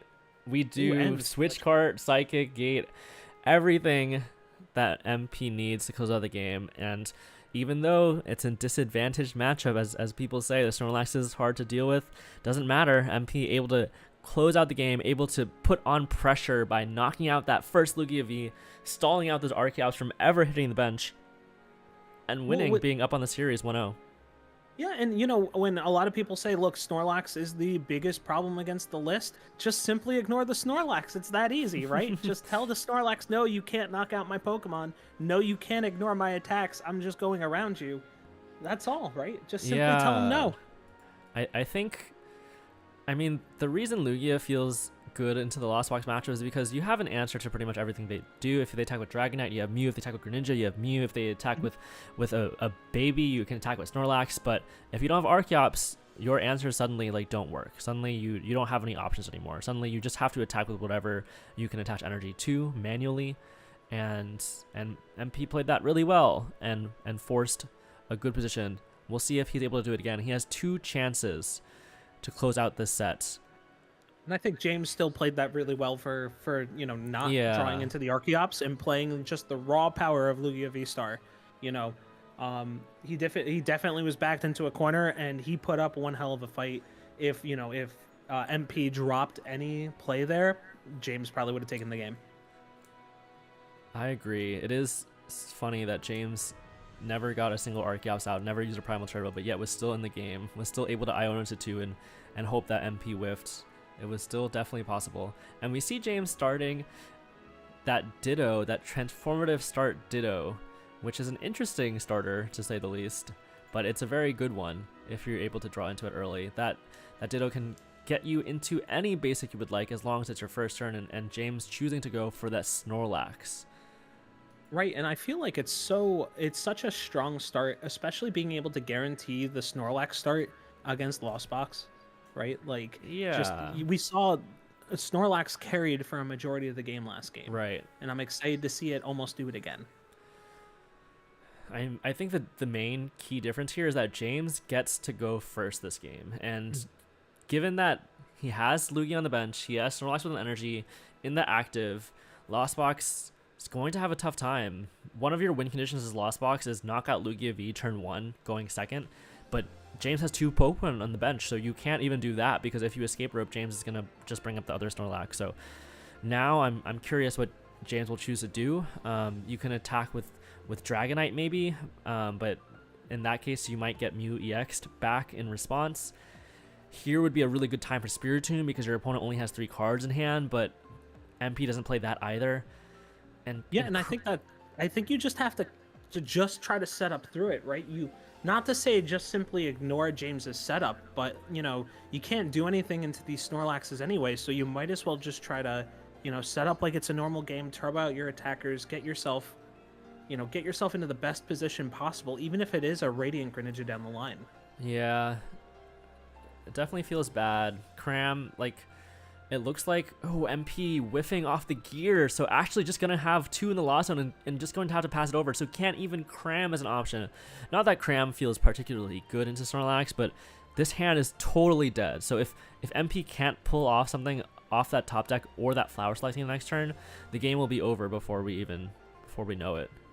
Yeah, and at this point you just kind of sit there and just hope your opponent Ionos you, right? Gets you out of this hand. That's true. James only has 3 cards in hand. I believe doesn't have Archeops in the discard, so there's a good chance that, a reasonable chance that your opponent has to play Iono this turn, like you were saying. And but if you're James, right, and you're sitting here and you're kind of like, look, my opponent didn't do much besides play 2 Comfies and a Sableye, right? It failed their Poke gear, right? Yeah. Maybe you don't even, there is a play that you just simply say, I'm not gonna Iono, right? Yeah, I think that would be correct if James can attack this turn at all. And we do see the energy come down, so that means Thumping Snore is available, which means that James doesn't have to play Iono, doesn't even have to go for the Archeops this turn. He will be in a good position, and he does exactly what you were saying, James. Going for that attack, not playing any other supporters, and preventing, even using the boss's orders to prevent the setup even further. It's so strong. And we see the double heads. So this isn't something that you expect as a Lugia player. You play that therapeutic energy for a reason and whatnot. But in this position particularly, it's really good to get that double heads here. Right, and you know what? Like, you're already in such a strong position that double heads almost seals the game. And I feel so bad for MP. That would put me so much on tilt sitting against my opponent, being like, I don't even have a setup, and you flip double heads. What the heck is going on? So one thing MP can do here is escape rope to try and stall his opponent a little bit, because now Snorlax without energy is going to be in the active. Interestingly enough, James getting that double heads that turn instead of after MP turn probably did change what MP chose to do, or at least had an impact, at least played a factor. MP now going into that second flower selection, trying to set the board a little bit more and just hoping that James doesn't have any way to attack this turn. And that's one of the hardest things, right? It always feels so bad when you set up and you're like, I'm playing all these cards out. I'm hoping that you don't have anything to do here, because I most certainly don't. Yeah. Right? Like, it's always the worst feeling. And there comes the Iono, like we were talking about earlier. Yeah. So the escape rope does force James to play Iono this turn, because you do want to get that attack off. Unfortunately for MP, this hand not looking the best either. At least you can Cram for 110, but not ideal by any means.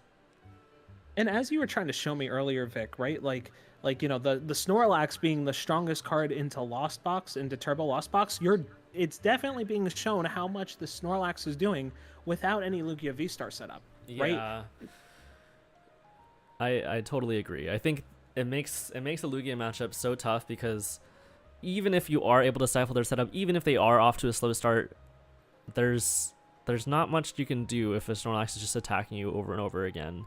Like Cram, you can hit it for 110, but then what? You can cram twice into it, and now you're trading 2 Pokemon for 1, which isn't ideal. And the best part is James is showing off how valuable having both those Archeopses are out, going completely empty on his hand just to make sure that he can get those set up. Yeah, so now James has no cards in hand, hand locks himself essentially, which is not something you would usually want to do, but in this matchup, it's perfectly fine because if you can keep those attacks going, you already have 2 Snorlaxes in play. You're going to draw some cards off the prizes, so I think James making the absolute correct decision here, and even though MP knows that there's no hand to work with for James, it doesn't really matter. He's already off to a great start. And that's the scariest part, right? Like not knowing what your opponent's going to have. Yeah. Just straight off the prizes. It is scary because as MP, we see Greninja off the heavy ball, which is pretty good.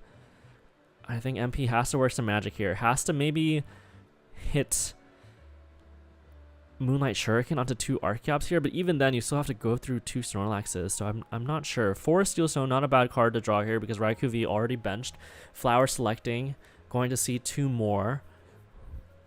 But the question is with 4 Steel Stone, what do you find, right? What gets you out of this situation? I don't think anything really does, unfortunately. You probably do have to grab Chorus if you don't find it off of this gear. But even then, you can Moonlight Shuriken the 2 Archeops and then Sableye the 2 Archeops, but then your opponent just takes 2 more knockouts and then you should be able to win. So I guess your best win condition is knock out the Archeops over 2 turns and then boss stall and Sableye and just hope. But right. Even that, it never feels good. It doesn't. And even that play can be stopped by James simply going Primal Turbo onto Lugia V-Star, and now like all my Pokemon have energy. What are you gonna boss stall? So the game is quickly spiraling out of control here. Having no damage on the board, James up 4 to 6 prizes right now. Just has to keep attacking, just keep announcing Thumping Snore, and he can do no wrong essentially. Right, and even if those Snorlaxes get taken care of, like James is just in such a good spot here that like it almost doesn't matter. So here, I like this play a lot from MP.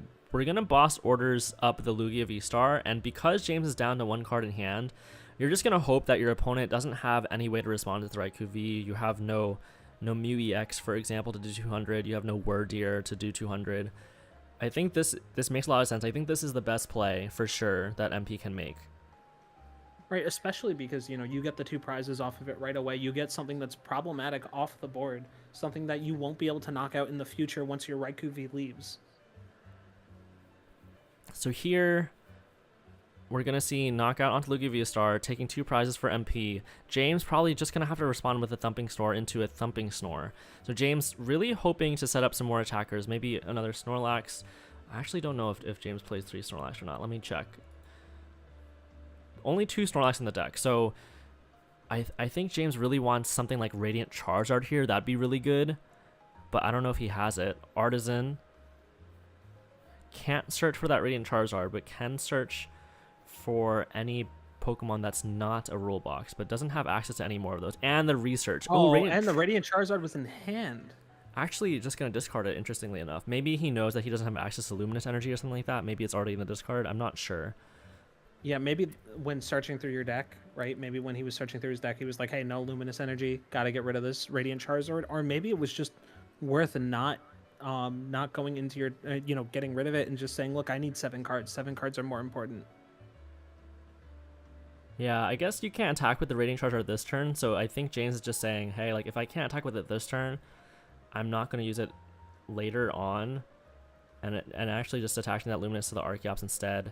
going into a Snorlax, going into Thumping Snore. Not ideal for James. I think would have liked to see like Wordeer V come down to take a knockout, or even Mew EX would have taken a knockout here. Right. Or even the Mew EX play into the Moonlight Shuriken to knock out the bench. Manaphy, I think, is in the loss zone for Mysterious players, but he just checked. So that is one thing that James could do.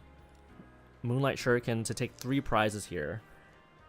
I think that might be one of the win conditions.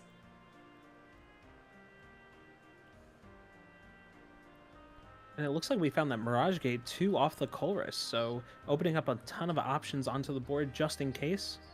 Or, you know, just having that Mirage Gate in hand is so powerful to be able to, you know, say, okay, whatever I need to do in this case, I'll find the energy for it, we'll just go. Yeah, Mirage Gate definitely pretty good to set up another attacker. I think it's still hard for Mysterious player. He did make the best play last turn, and I think he can still win. It's still possible, but it's so tough because if you use that Mirage Gate to set up something like a Radiant Greninja, then you're worried about Mew EX coming in and taking 3 prizes all at once. If you attack with Raikou V, your opponent will probably just use Speed Wing or Snorlax to take a knockout. Yeah, I'm not sure what I would do here. Yeah, and this is a real rough spot too, right? Like, you know, no matter what you set up, you're kind of in for a bad time, but I guess you just have to risk it, right? Especially at this point in the game. Yeah, we see MP go for that Mirage Gate, Water and Psychic onto the Radiant Greninja. Is probably going to attack with it this turn, it looks like. Eyeing down that Switch Cart, probably going to target down the 2 Archeops, I'd have to guess. If you target down the 2 Snorlax, you're setting yourself up for Radiant Greninja again, potentially, but it's pretty tough to do that back-to-back. So that's one of the hardest things, right? You just go, okay, look, I'm not getting a knockout this turn. I have to set up something, right? You go net negative, and you gotta just hope that Mew EX doesn't come down. It could be prize. It's not impossible. 4 prizes left. It does mean that James doesn't have... It's not guaranteed by any means. We do see Mesa goes ahead. Is this for the Mew EX? Does James have the energy needed? Maybe something like a Jet Energy would be perfect here to pull off this play. We do see the Mew EX. It is in deck, not in the prizes. It is going to come down. Research, probably digging for that Jet Energy now. Primal Turbo. Where do these energies go? Right, because you're at the point where we don't know what energies, if James drew any energies into hand at all, right? And we still need to be able to attack with Mew EX this turn. It's very crucial that it comes down this turn and not next turn. We see the energies come down to the Mew EX, so James kind of telegraphing that he has the attack ready to go. Whether or not it's a Jet Energy up to the active or a retreat in active could be relevant because he is going to start running low on resources here. If he has a retreat, that could potentially open up some like boss stall shenanigans. And we see all 3 energy coming down onto that Mew EX and a double turbo coming down onto the Snorlax. So we are going to see a retreat from James, discarding a whole 4 energy from the Snorlax to be able to pull this play off. But it makes a lot of sense because James is going to go down to 1 singular prize after copying this Moonlight Shuriken thanks to that genome hacking. Right, and just hoping that we don't get stalled, right? James does not get stalled at all at what's going on here. But, I mean, you know, taking out the problem cards in the deck, you know, getting rid of Raikou V, getting rid of the Sableye is huge here. I totally agree. 1 prize left, 1 prize remaining. MP with 4 does not have time to close out the game. It has to be find boss this turn and just hope that your opponent doesn't have enough energy to close out the game. And MP probably keeping track of the energy on his own, probably knows that, hey, there's no way to be able to boss stall this game, and concedes. So we're to 1-1 now on the set. And this is a really cool matchup to watch into the third because, you know, just because we see someone set up in the beginning doesn't mean that they've taken the game yet. And that's what's so cool about these decks is because how explosive they are and how consistent they are. You get someone that gets a real good setup. You get those, you get that Moonlight Shuriken hit that knocks out things. You get the reverse Moonlight Shuriken that knocks out people's things. There's so much interplay in this current standard that just absolutely dominates. It's really cool too seeing MP having to choose something over the Manaphy, and I don't know if that was the right choice or not, but it's definitely something to think about. Like, do you have to keep the Manaphy in this matchup? Are there cases where you do keep it in a tough flower selecting? Might be the case, but MP did not have a great start this past game, and in this case will get to go first, so has a little bit more room to work with, a little bit more time to build up the board. We'll see if that ends up being able to convert to a victory for him or not. Now, if I had to make one complaint about the current standard, and I love Battle VIP Pass. It's a flip of a coin, right? I absolutely love it because it enables so many cool decks. But I hate it because if your opponent goes Battle VIP Pass, and you don't have one to play, and you have like one Pokemon to play, you're kind of just stuck. Yes, yeah, I totally feel that. It definitely makes the format feel weird where most decks want to go first, right? But if your deck doesn't find VIP Pass going first, kind of feels like you lost the game in a lot of cases, unfortunately. Right.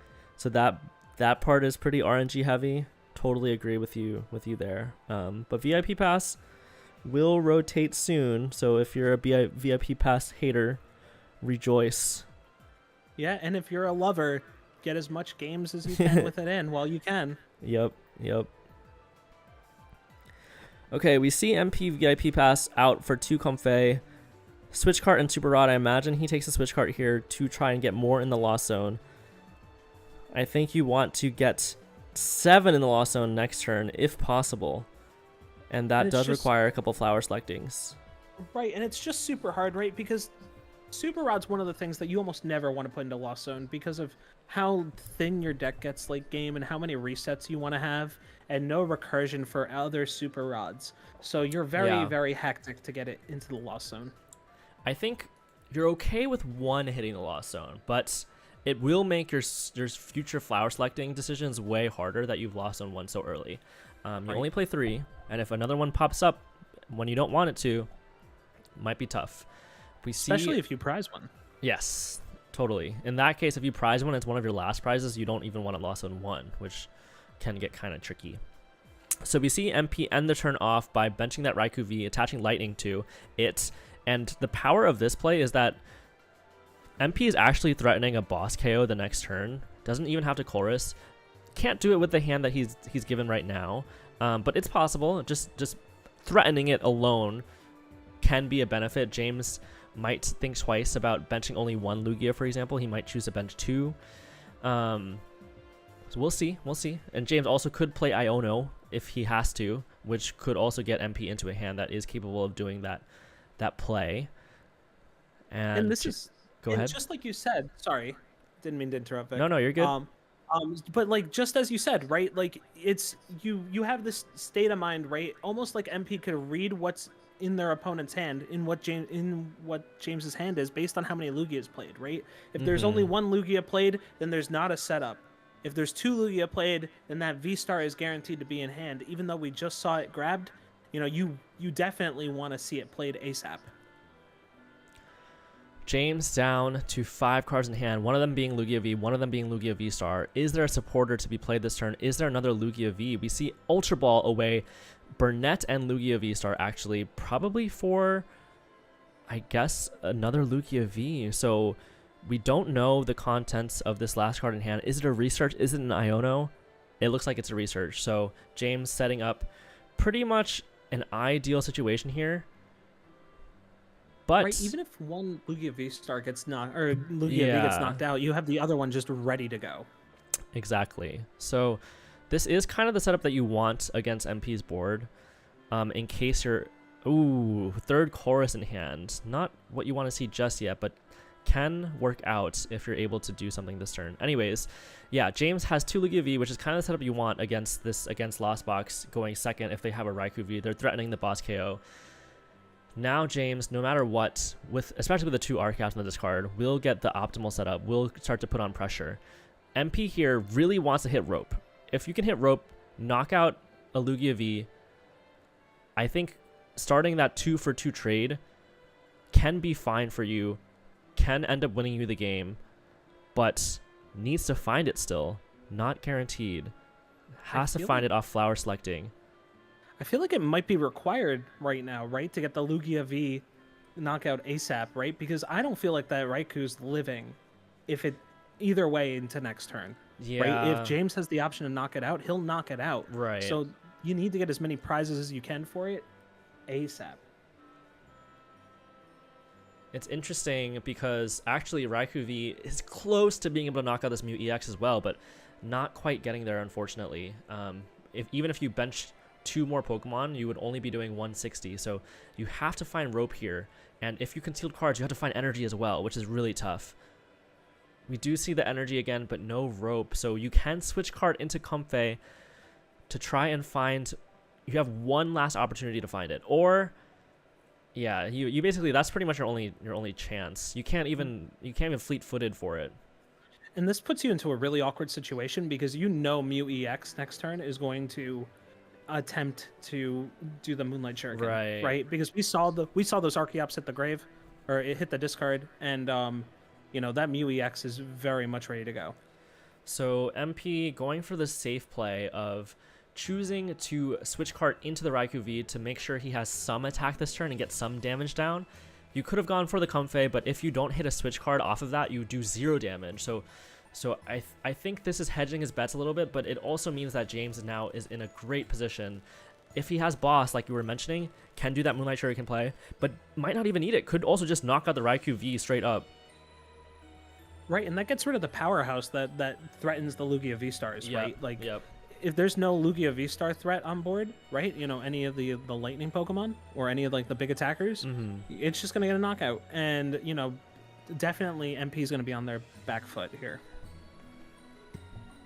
Mew EX, one of its, I mean, it's in the deck mainly for that genome hacking attack. Really good niche attacker that can kind of get you some value against stuff like that Radiant Greninja, using that powerful Moonlight Shuriken attack against your opponents, taking advantage of one of their best options. But another benefit of it is it has free retreat, so you can retreat into this Lugia V-Star, take the knockout onto the bane of your existence. Doesn't matter if you have Lightning Weakness if you take the first knockout onto it.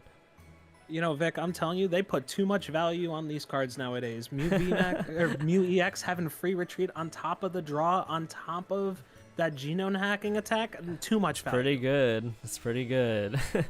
And something that could come up here for Mysterious Player is that if Lugia takes a knockout onto this Raikou V, yes, you can probably respond with a Raikou V of your own again. Either Super Rod or Clara, some type of combination with that can respond to the Lugia V-Star and take a knockout here. Actually, total tangent, but James is actually going to go for the genome hacking play instead, which is also really good. This is the dopamine button, I think, in this matchup, right? You want to get that genome hacking ASAP because you just want to be like, hey, look, I used your own trick against you here, and you're super vulnerable to it. It just always feels real good. You probably feel fantastic as the Lugia V-Star player every time you do it. So here, MP on the back foot now. Can concealed cards, can potentially Moonlight Shuriken, can also try and find boss with that Pokegear, but instead choosing to go for Colress instead. Manaphy coming up just a little bit too late. Sorry, Manaphy. It's always such a bad feeling when you see it the turn too late, right? Yeah. But I feel like this Colress is probably the best play to do first because you see the most cards.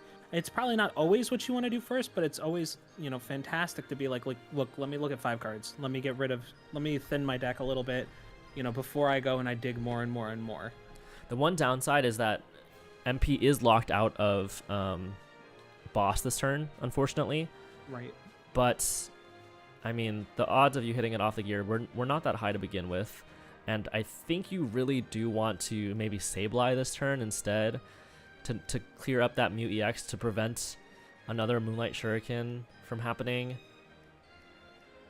Right, and just because, MP's on their back foot doesn't mean they're completely out. It looks really bad for MP, but It does. the Raikou's still there, and the Raikou's game changing if it hits the Lugia V-Star and starts taking prizes. Yeah, it's definitely possible. It's definitely doable, but it will be tough. Right, yeah. It is not a guarantee. It is not a guarantee at all. I'm like trying to be the optimist in this type of situation, right? There's always a chance. We saw MP pull off some really cool plays last game, and the match before that, I'm just hoping MP keeps it up. We see the boss's orders now, but yeah, he can't play it this turn, so it's going to have to be saved for the next turn, and I think that means that Mysterious Player has no attack at all this turn, which, if that's the case, I don't know how you really win this game anymore. I don't think you, unfortunately, I don't think you do without attacking this turn, right?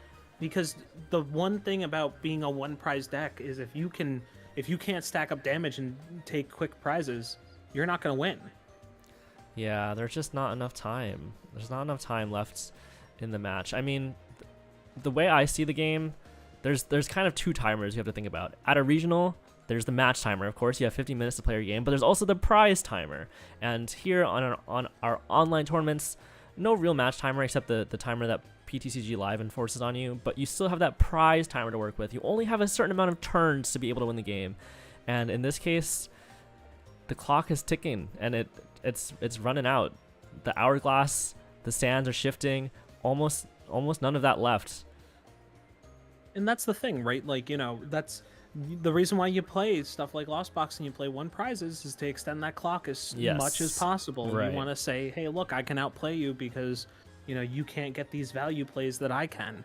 And when you don't attack, you just don't do it. You just don't get those outplays. But hopefully we can get this Radiant Greninja maybe as the attacker. I'm not even sure at this point. Looks like a second Mirage Gate might come through. We are really low on Mirage Gates. I think this is the third or fourth one. I think one hit the Lost Zone. So we will see an attack this turn, which does keep MP in the game. I'm curious to see if MP chooses to knock out this Mute EX or decides to save it up for Sableye. But if MP doesn't knock out the Mute EX, he's just going to get Moonlight Shuriken again. So I think you have to. and then at that point, you just don't have a setup. You can't even come back. Yeah. And I think there's a smart play to just put damage counters on the Lugia, because if you're taking prizes and you're doing attacks on anything, it has to be on the Lugias. At this point, you can't catch up. It looks like you're hoping as MP to take a knockout on a Lugia V-Star and then take another knockout on Lugia V potentially. I think that's the goal. Raikou VIP. James basically has to whiff boss this turn though. You're running solo on resources that if your Raikou gets boss here, right, it's just game over. Yeah. I mean, unless MP might have like a big brain play here that we don't know about. Right. Right. It's possible. Because, MP surprised us before. We've said multiple times MP is out, and then MP wins the game. So, crossing our fingers here. Something like a boss stall could happen. You just hope your opponents... Ooh, there's the boss's orders onto the Raikou V. Oh, James gonna go down to 2 prizes, and I think has plenty of energy left in the deck, left in the tank to close out this game, if I'm not mistaken. So here, I think this here lies MP's hopes and dreams of winning the late night. Unfortunately, yeah, it is absolutely the worst feeling in the world. Right, when you try to do everything right, you try to do all your setups, and your opponent just has every single answer. Boss's Orders, such a good card in general, but it feels really powerful in Lugia V-Star specifically. There's a reason they play so many copies of it. Mysterious Player going for that flower selecting, has 1 gate left. I believe this is the last Mirage Gate. Could take a knockout with Raikou this turn, but is that... I mean, that doesn't really get you anywhere because you're just going to get return KO'd in response for the game, so... Right, even the Dragonite coming out here, I don't believe is enough. So Dragonite, the advantage of Dragonite is that you do survive Tempest Dive, but you don't take a knockout, so... Yeah, you kind of just sit there awkwardly. You're like, Yeah. okay, you know, I buy myself a turn. Maybe you don't even suit it up. Maybe you just say, hey, my opponent doesn't have a boss. Let me put this in the active. Let me hope that it soaks up a hit while I try to claw my way back in. Yeah. Yeah. It's definitely one route you can take. Boss stall, sometimes a route to win the Lugia V-Star matchup. I'm not sure if MP knows how many energies are gone, but it feels like James hasn't really had to use that many at all. So even if 2 energies are prized, it feels like there's enough to close out the game still, but I'm not 100% sure about. Right, and you know, we did see we saw the Mew EX lose 2 energy, so that's 3 total. I'm pretty sure we saw 1 retreat. No, or maybe we saw the jet energy. It's hard to keep track. And it must be even worse for MP, right? I feel like you'd have to sit there with a notepad and be like, all right, which energy did I see, get used this game?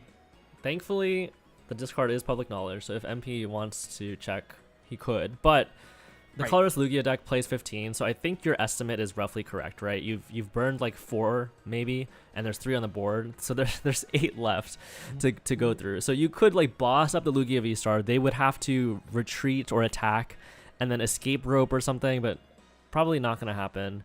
Yeah, I think maybe Sableye is probably the safest play here. Maybe you set up something and hope that you hope that everything works out, but like you're in such a rough situation here. Something like Echoing Horn could actually matter in this situation. You could put 60-60 on the 2 Archeops, and then next turn Echoing Horn boss, knock out the 2 Archeops, and then stall whatever you Echoing Horned in the active for a couple turns, and that would be a way you can win. But this case, MP doesn't have an Echoing Horn, so anything that James thinks is at risk of getting boss stalled could just get some energy attachments thanks to that Primal Turbo here. Right, and this is always like the weird case, right? Like when you're in a situation that almost looks hopeless like this, you almost feel like you have to set up like Radiant Greninja or something, and there comes the Iono. Iono making it even harder for MP. James drawing 2, Mysterious Player drawing 4, Primal Turbo coming through, making sure that this boss stall shenanigan can't even be an option for Mysterious Player. These resources, this hand not looking very good. So even if Mysterious Player was in a better position, doesn't have the resources to attack next turn even. Right, and this is just simply like, you got interrupted on your setup. James got to do his thing. No, no interference, or if the interference was there, it just wasn't enough. Right. And this is again why this Snorlax is so good. It's going to stop everything coming from this point. Thumping Snore for the knockout for James, down to 1 prize. Now over to Mysterious Player, does draw Sableye, so probably can attack this turn as long as he finds a Psychic Energy. Also could Nest Ball for Cram, but any way you look at it, there's only 2 Water Energy left in deck actually, with no Super Rod, if I'm not mistaken. So no Sableye attack, just going to have to retreat into this Dragonite and stall out the game just a little bit longer for that pride. Yeah, and the thing is that, that's one of the things that I absolutely love here. MP goes, I may not have anything right now, but I gotta at least try, right? Yeah. I gotta at least go through all my options. I gotta force them to have it. I gotta just do everything that I can. I mean, it doesn't hurt. This is game 3 of a best of 3, so everything comes down to this game, these final moments. We do see the boss's orders, so something probably will get boss stalled for the fun of it. But and as honestly, long as you James, gotta try. yes, you do have to try. And as long as James has managed his resources correctly, there should be more energy to go in the deck.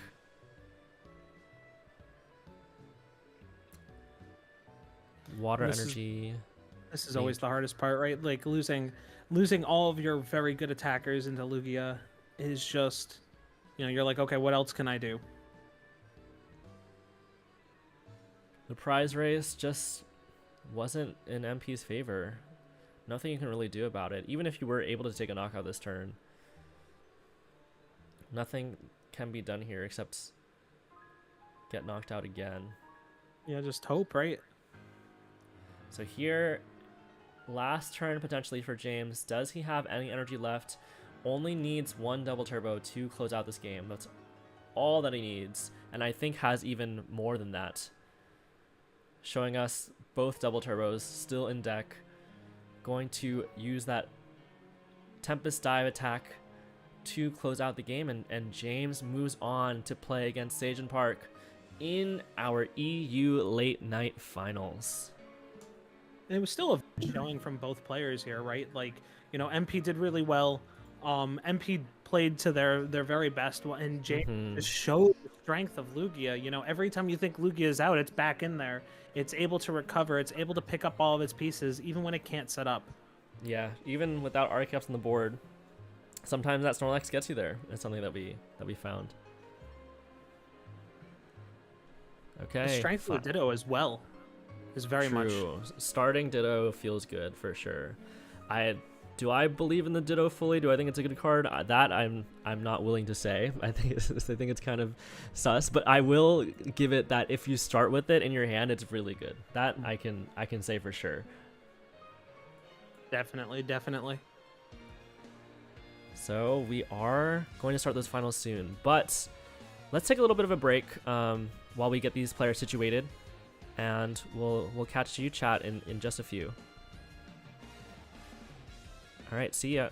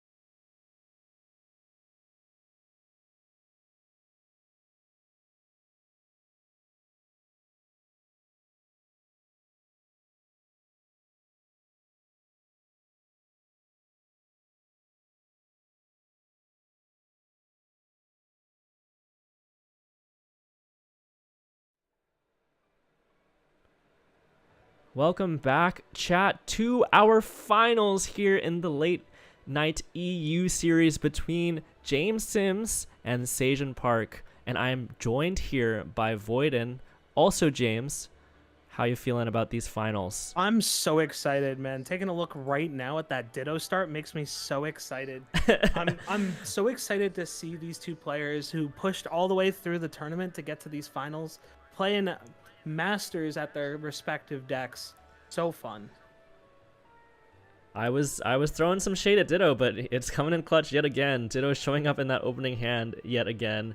Lugia, it becomes a Lugia V, and it's actually the only out that James has to Lugia V. So it's a great start. It's a great start for James, but unfortunately for James, it's a great start against a really bad matchup. Do you want to talk a little bit about the matchup we're seeing here today? Oh my gosh, looking at the Miraidon EX deck, the deck that's been hyped for God knows how long, wasn't even playing the Flaffy when it was first made. Miraidon EX is all about getting your board set up with your lightning attackers, ramping on with Flaffy, and just constantly reusing those energies, being very consistent with the Miraidon EX. Such a cool deck to play, and when you get the engine working, it feels like a dream. I feel like I'm selling a car right now, but you get what I mean. So yeah, it's gonna be great. I think that Miraidon's favored into Lugia if Lugia becomes the only attacker. I feel like that when we're playing against, when James is sitting here making the Lugia V-Star, he has to just accept the fact that it's 2 prizes for his opponent. Yes, it feels like almost every deck in this meta takes a loss somewhere. I mean, that's kind of the truth of the matter for a meta as wide and diverse as the one we have currently. And out of all the decks in the format, I think this is probably one of the ones that James did not want to hit. That lightning weakness obviously going to be impactful here, but thankfully James does have at least a turn of respite as we see Sajan retreat into this Mareep. Right, and being able to just have the, anything from like the Raichu V coming out and just, being able to get that dynamic spark off ASAP, right? Obviously after the setup, or just having the Raikou V come out and just draw cards and then get ready to attack. Man, there's so many things that if I were James, I'd be like, I don't want to see that. I don't want to see that. I don't want to see the other thing, right? True. So hopefully James just goes, I can set up my Archeops, I can get the ramp going, and I can attack with stuff and just, trade. Speaking of setting up the Archeops, we do see James with that Burnett in hand, able to find the 2 Archeops, throw them in the discard, use that Primal Turbo Primal Turbo ability. The problem here, though, is that because James had to use Burnett and not any other supporter, he has no attacker, really, to be able to knock out this Mareep except for Lugia. So instead of taking a knockout here, just going to pass. Of course, you could knock out Archeops too, but I guess you don't really want to give up one of your Archeops so early on into the game either. So instead, just going to pass, and now we're back over to Sajan's turn. And the worst part about this is that no matter what you choose here against the Miraidon, everything is a suspicious choice, right? Everything makes you go, man, I don't know if this is good. Yes, for sure. We see Sajan use that tandem unit for the second time. We've talked a lot about how VIP Pass is such an important card in the format, such a crucial card for most decks, but we're actually looking at 2 decks that don't play it, and Miraidon not playing it, especially because of that tandem unit ability. And we see Boss's orders actually coming through. Will Sajan get the knockout this turn? I think even if even the threat of a knockout, right, may force James to have to retreat, right, and lose some energy. So either way, oh wow, here comes the Raikou. So Raikou coming down, thanks to that Dynamotor and the attachment to the active for turn, retreating that Mareep, is going to be able to fleet-footed and then Lightning Rondo for the KO. Sajan off to a great start, 4 to 6 prizes, and the matchup looking great for Sajan. Yeah, I really don't see a world where Sajan loses this straight up, just because the Miraidon is so resilient against these knockouts. Losing this energy almost does not bother them one bit. Yeah, you can I guess for James here, you can return KO thanks to this Mew EX with the genome hacking. Going to be able to use a Lightning Rondo of their own if you bench a couple more Pokemon. That being said, I mean, Seijin started the 2-for-2 prize trade, and if nothing changes that dynamic where each player is just taking 2 prizes and then 2 prizes and then 2 prizes, whoever took the first 2 prizes is going to win the game. And it looks like that's what Seijin is eyeing down right now as they primal turbo to this Mew EX. Yeah, and that's one of the things, right? Like, when you get into this cadence of 2 prize, 2 prize, 2 prize, you always have to find a way to just, whatever you can do to break it. And yes, and it's just so rough, especially when you're on this track and there's no good easy pickings, right? You don't want to use, maybe you want to use your boss's orders right away to get rid of that Flaffy, but at the same time, you're leaving yourself so vulnerable as an attacker. Yeah, the one thing you would love to be able to do is take a knockout onto an EX or V with a 1 prizer, but unfortunately for James, this colorless Lugia deck doesn't play anything that can do that, except the Radiant Charizard, which is maybe going to be one way you can potentially win this game, thanks to retreating off of all these special energy. Now you have access to that KO the next turn, potentially. Single Strike Lugia has a little bit of a better chance because of that Stone Journer, which you can use. It's less limited in when you can use it.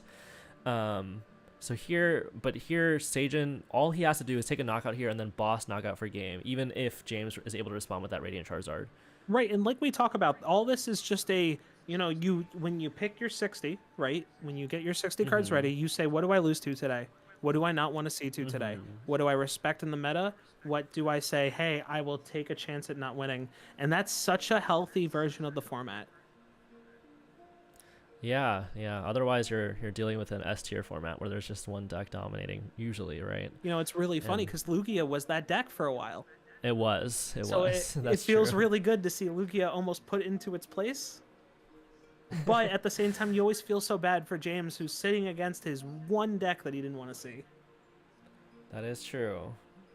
And I think sometimes, like, against your worst matchups, you can hope that they falter. You can hope that they misstep a little bit, especially if they're not able to get a consistent setup, if they're not able to start attacking as early as they would like. And actually, that kind of was the case for Seijin. They didn't attack turn 1 going second, which Miraidon loves to do. But unfortunately for James, Miraidon does tend to be one of the more consistent decks in the format. We'll see if Seijin's able to pull off a knockout this turn, though. Maybe not.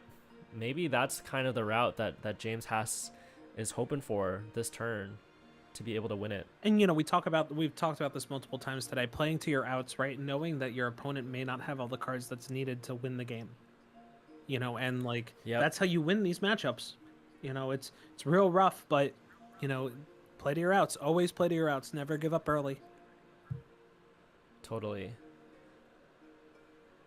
Especially in these formats where you don't get any benefit for conceding early. In a regional, maybe you do it just to get more time on the clock, but here, just keep playing. Right, and what's Seijin? Sorry, go ahead. Oh, looks like Seijin is emoting on screen, which maybe indicates that he doesn't have a knockout this turn. He might just have to pass. We talked about breaking this cadence of 2 prizes, 2 prizes. That's the way to do it. If your opponent doesn't have a knockout. I think Seijin, all he needed was 1 energy or generator into energy, and that's it. That's the only card, and out of 7 cards, not hitting it is incredibly unlucky. So that's why we were saying, man, this looks really bad for James. This looks really bad for James, and it did look really bad for James. But if Seijin here doesn't have that energy in hand, suddenly the 2 prize for 2 prize trade, that exchange that we were talking about, will go into James's favor. Right, and even at a certain point, like you're hoping for a boss. That Collapse Stadium coming out is kind of huge too, but you really want to try to find that boss one way or another. Looks like boss might not happen for James here. So Seijin not getting the KO, but does the next best thing of bringing up a 1 prizer that James has to either get through or boss around. I guess the best option for James this turn is just to attack with Snorlax and hope that Seijin has to knock out the 1 prizer in the same way that he had to. And that's the difficult part here, right? You just go, man, what do I do in this situation? Maybe if you could get a 1 prizer to attack here and knock out with a 1 prizer, I don't know. Yeah, I think that has to be it, given that there's no space, no bench space for Lumineon, so you can't find that boss's orders this turn. James is really thinking about it. If you attack with Lugia or Mew or anything else, it's not going to end well for you.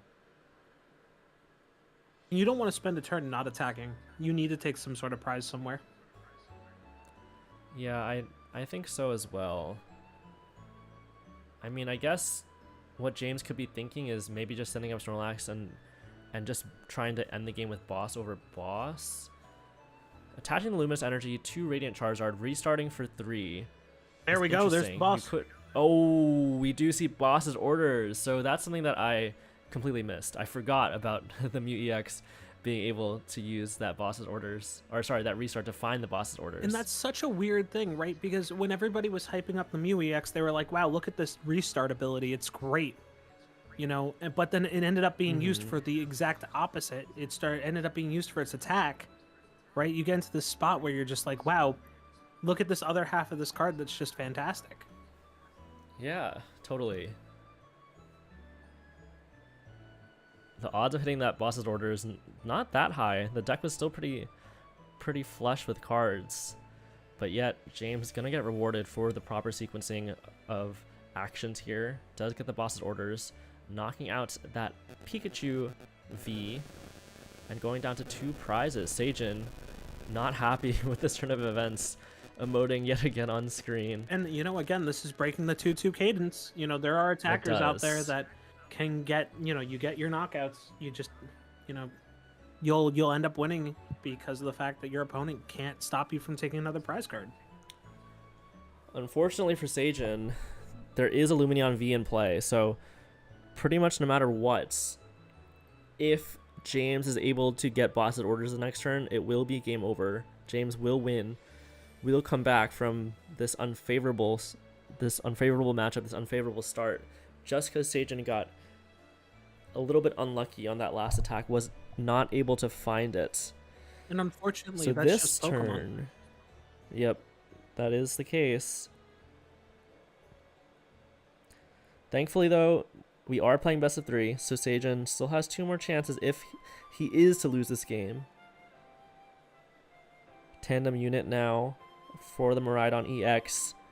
What is Sajin's best route here? What supporter would you like to see being played here from Sajin this turn? I have to take a look at the deck list. I want to make sure there's no, like, you know, strange support ones that are being played. Yeah. Looks like there's a Penny, a Judge, an Iono. So that could be an option. Maybe Penny up this Lumineon and attach a Bravery Charm to the Miraidon to make it hard to KO. Right, and then you get 1 prize attackers out there, maybe? But it looks like the Avery's coming out instead. Or the Arven's coming out instead. Arven, yeah. So it might be Arven to find the Bravery Charm, I would guess. But that does open up Sajin to being able... Well, Sajin can get bossed for game, unfortunately. I see Bravery Charm, Lost Vacuum. And I think maybe you just go for the risk knowing that the board is full here. Right? Saying, you know... I mean, I know, you know, he's going for a knockout. But, Yeah. you know, saying, look, there's only 1 spot left. Are you going to put a Lumineon on? Do you have the Lumineon? Right. Yeah, I think that is the best chance. You just hope that they don't have Lumineon or boss, and then you would win if that were the case. Most likely. But we do know we have that caster vision looking into James's hands. There is a Lumineon, so as long as the other 2 bosses' orders are not in the prize card, which I don't think they are, that will seal up the game in conjunction with that Radiant Charizard. Using that Combustion Blast for 250. And that's always the hardest part, right? When you're staring down your opponent and you're just like, look, I don't have anything from you to stop you from bossing me here. Right? It's always the worst feeling. But, you know, you gotta just play through it. You gotta just hope. Yeah, 5 cards in hand. I mean, from Sajin's perspective, it's not like incredibly unlikely that James doesn't have it, but in this case, he does. I would say it's pretty likely, but not impossible. But nothing that Seijin can do. He played correctly. Just got a little bit unlucky, and that's okay. Seijin probably going to have to try and come back in these next 2 games, which he can definitely do, for sure. Especially when you have the advantage, like the type advantage, right?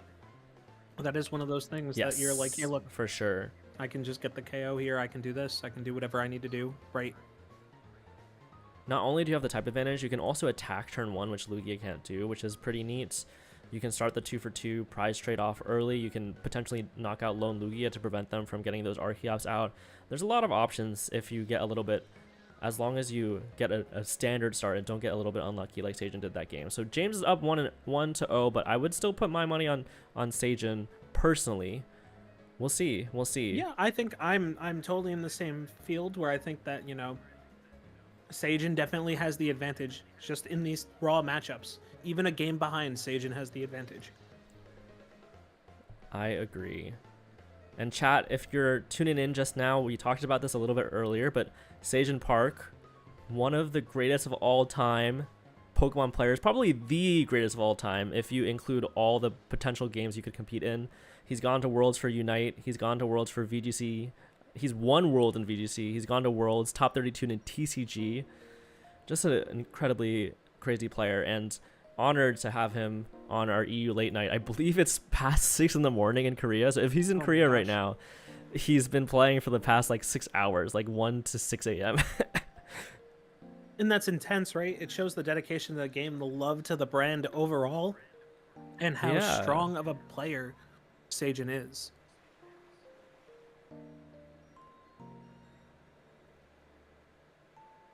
We see Snorlax start and a mulligan from Seijin Park.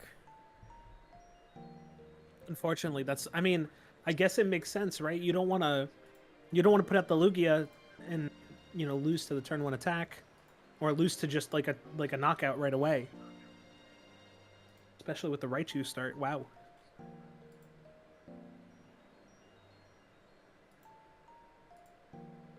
Raichu starts going first this time for Seijin. Does have that tandem unit.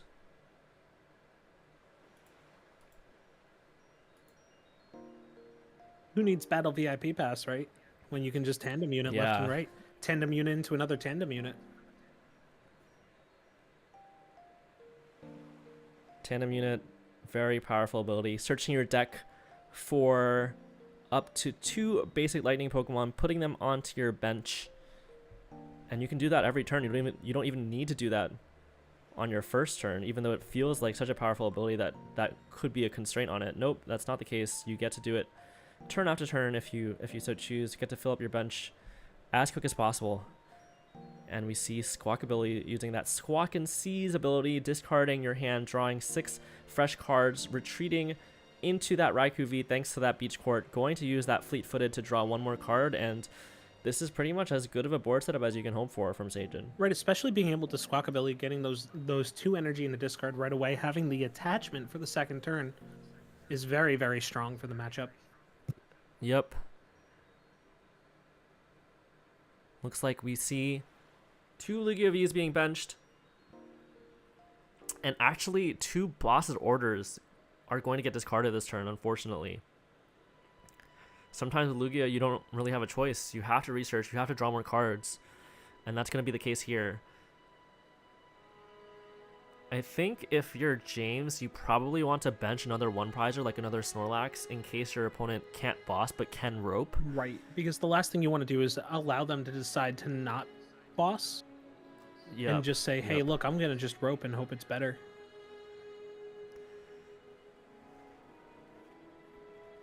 I think part of your win condition as Lugia here is your opponent whiffs the boss KO, can only take a 1-prizer, and I think just getting another Snorlax down on the bench would make that more likely to happen, just by a little bit. Right. But here, it might not happen thanks to those 2 Aroma Heads. Oh my gosh, I can't believe that both Aroma Heads just utterly destroyed any possibility of setup. So now double Aroma Heads does mean that Seijin just needs to find boss or rope and is off to a great start. Well, and Lightning Energy as well, but very close to being able to start this one with a 2-prize knockout. And again, like, you know, I feel so bad because I feel like, you know, sitting there as a Lugia player, you're like, I can see every step ahead of me losing, right? You're just like, I Yeah. can predict it. You know, James fought so hard and did so well to get here, only to go up against something that just destroys him so hard. Hey, but I mean, it happened last game. Sajin took the first two, and then Lugia took the next two, and then Sajin missed a KO. It's still possible. Just has to happen once again in these next two games for James to take it all. Yeah, it's not impossible. Not impossible at all. Not impossible. You see the flying Pikachu come down. Something we haven't really seen from Sajin, like in either of these games, are generators, which is interesting because generators are one of the best parts of this deck. Right, it's the whole reason that I feel like Miraidon can work, right? Like you have the Right. access to generators, you have the access to just get everything up and running, and you know, there's that escape rope we just had talked about.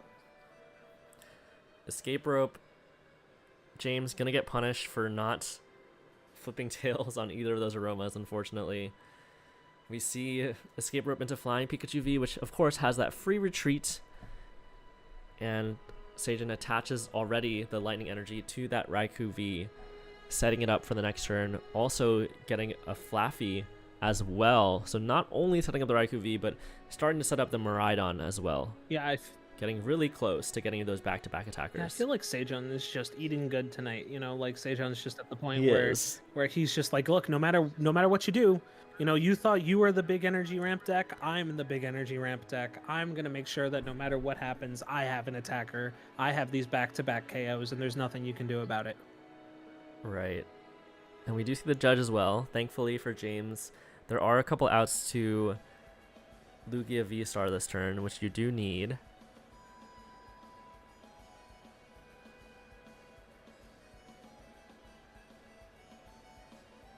%75% chance to grab Lugia V-Star off of these two cards. Can we get there? Crossing our fingers and hoping, right? Aroma. And it does get the heads, which does mean that James is able to pick an evolution card from their deck. Evolution card, of course, includes V-Stars like that Lugia V-Star, so we are going to see that summoning star this turn. We are going to see a knockout this turn. But that doesn't mean that James is advantaged in this game by any means. Sajin did get that first two prize KOs, as we were mentioning before. Right, and at this point, I feel like, you know, that you got to Lumineon and then maybe just try to get cards out of your hand. You know, try to maybe get it. I can't tell if both Archeopses are in the discard, but hold on, maybe they're not. So I guess he has to Lumineon for Burnett even, which feels really bad. It does feel bad because now your hand is completely dead. You don't really have any follow-up options. Even if your opponent does whiff the KO. Yeah, you still. I mean, I guess you're all right if in that case, but if they do get the KO, there's nothing you can really respond with. Right, you just have to hope that they can't get the KO here and that you can break parity, right? Like as long as you can break that two prize parity, you're good. But you know, maybe with the addition of like gift energy or something, being able to get you some cards, right? Crossing our fingers here.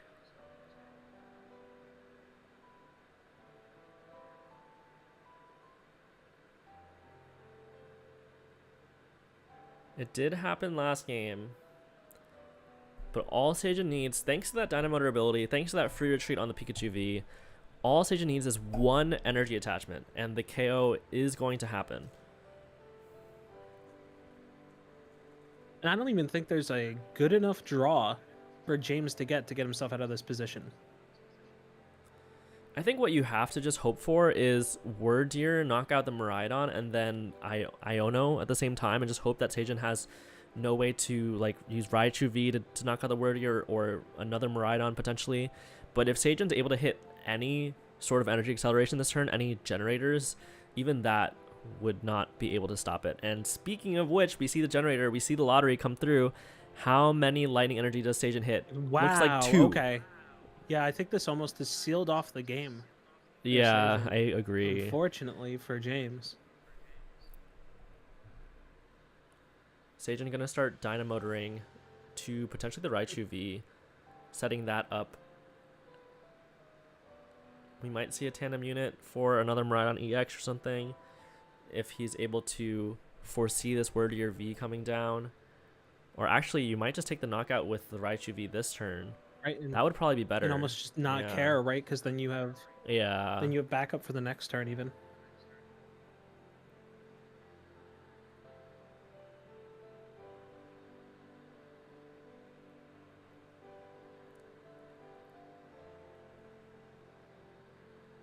I think I'm okay with the Zapdos coming down here, right? Like, it's an extra 1 prize attacker if you really need to get around something, or you want to, you get like an escape rope or something, and you don't mind losing the Zapdos. Yeah, I think it's fine. I am a little bit worried because the game isn't. It's definitely in Sajan's favor. He will almost guaranteed to be win, but it's not checkmate. It's not fully guaranteed. Right. The dynamic spark coming through, where will the energies get discarded? I think that does impact the game plan for James here. You kind of want to chase down these energies wherever they stay on. So maybe Sajan will do something like keep 1 on each of them. Right, and you make it. No, actually. Oh, wow. Okay. So instead, going to discard the Raichu. So all energies from the Raichu. So here, Sajan is hoping that his opponent doesn't boss knock out the Miraidon, and if they do, your hand is big enough that maybe you can respond anyways with some generators and whatnot. Right, and the idea is that you want to almost, while that is a really good choice, right? Because it makes the Raichu V a bad knockout without a boss, and it almost makes your opponent have to waste a boss, right? Mm-hmm. You almost want to split it evenly so that no matter what happens the next turn, there's no good knockout, right? The idea is that you want to make your opponent, whatever your opponent knocks out, is a bad knockout for them. But maybe Sajan's hand is good enough that he thinks that as long as they don't disrupt me, it'll be fine. That's also something that could be the case here. Yeah, he may just not care. And we're actually gonna see the boss knockout on Squawk. So that's a different play that we didn't mention for James. Instead of going for the Weirdier hope you can't knock me out next turn strategy, they're going to go for the 1 prize knockout strategy. Take 2 prizes here and just hope that Sajan doesn't have boss, which I'm not sure how likely that is, but it's definitely, there's only a couple boss in the deck, so it's definitely a reasonable play. Right, and this is definitely the safest play when it comes down to it. You don't automatically lose because of it, so.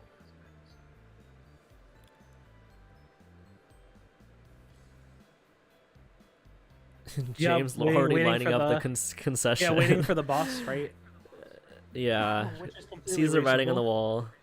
Concedes just to save us a little bit of time. Thank you, James. Appreciate it.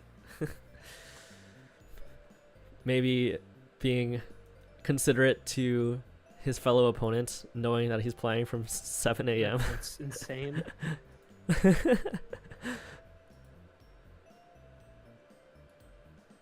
And here it is, game 3, final game in the set. This determines it all. Who wins it? Who doesn't? Will Miraidon get the dub after actually being victorious in this past regional IRL 2 in Toronto?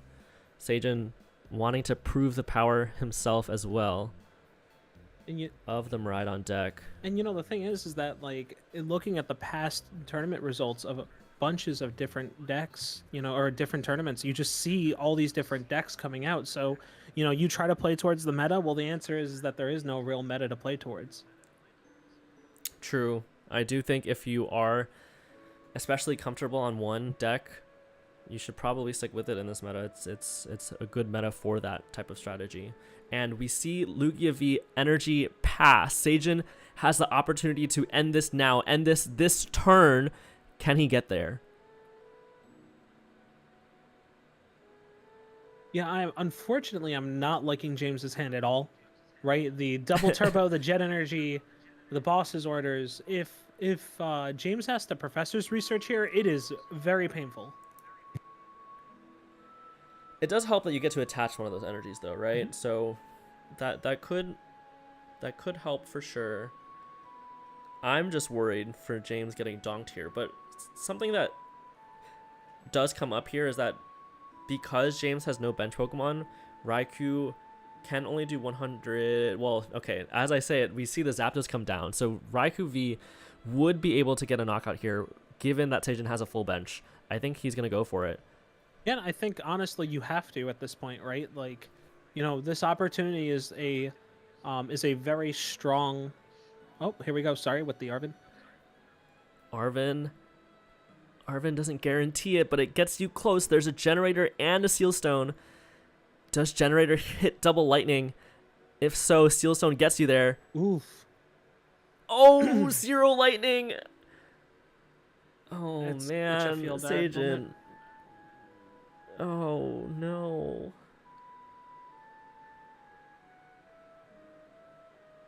So at this point, I wonder Seal stone if you seal stone, right, to grab another generator, maybe. Okay. So seal stone here can grab one more generator. So Seijin has one more chance because he has the manual attachment onto the Raichu. But I guess Seijin also needs another basic Pokemon, so he might not be able to get the knockout if that's not in his hand right now. Right. Oh, okay. Squawkabilly. So I think that's basically saying, yeah, I don't have another basic Pokemon in hand, and that is the case. Seijin discarding away the research, discarding away 2 lightning. Does he hit generator here? One more generator, one more chance. Needs double lightning here. Looks like he got at least 1. Did he get 2? The fact that he's taking so long makes me think he just got 1. I would have to take a wild Yeah. guess. I still think you put it on the Raikou, right? If you're gonna. Yeah, probably.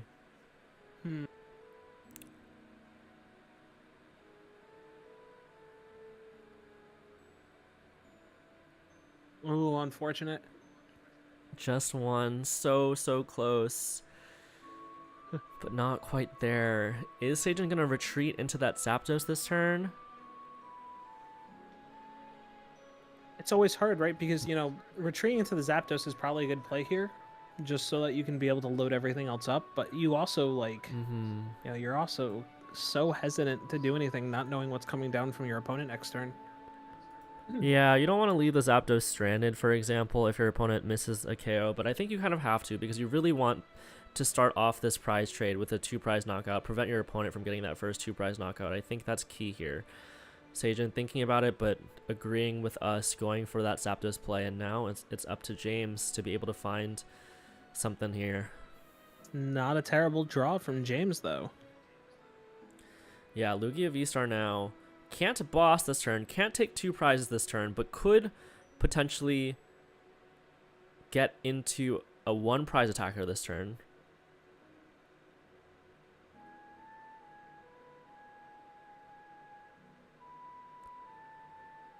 I can understand where, like, you know, you're kind of so-so about grabbing the Luminion and then just being like, you know, what do you want to do here? Because you don't really have much to do. You're kind of just waiting. So we see Seijin got pretty unlucky, only getting 1 energy off of 2 generators, right? But here, I mean, James also dealing with some struggles of his own. Only 1 Archeops in the discard right now. And you already played your supportive return. You can Ultra Ball here for an Archeops, but there's no way to discard it. So James thinking whether or not he should play the game with 1 Primal Turbo or not. And I think the answer is, right, like, you really want to put yourself in a situation where you can do something, you can react, right? Like, and I think getting the Snorlax is huge here. But even 1 Primal Turbo means you can't attack with Snorlax, unfortunately. Right. I don't think. No, I don't believe so. So both players kind of just putting up their 1 prizer and saying, like, hey, please knock out this 1 prizer, and then I can 2-2-2 you the rest of the game.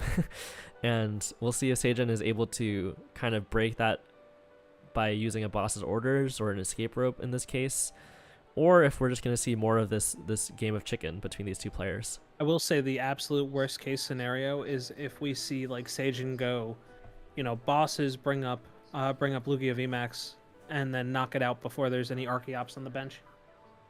Oh yes, that would be game losing on the spot for sure.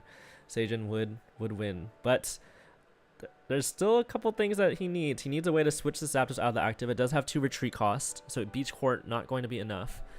Does also need an energy onto that Raikou V in general to be able to attack at all. And we do know that Seijin already used the Forest Seal Stone, so can't pick and choose cards from his hand, from his deck, as easily as he would like. Ultra Balling away 2 lightning into the Flaffy. Does he have a supporter for this turn? That's going to be pretty massive.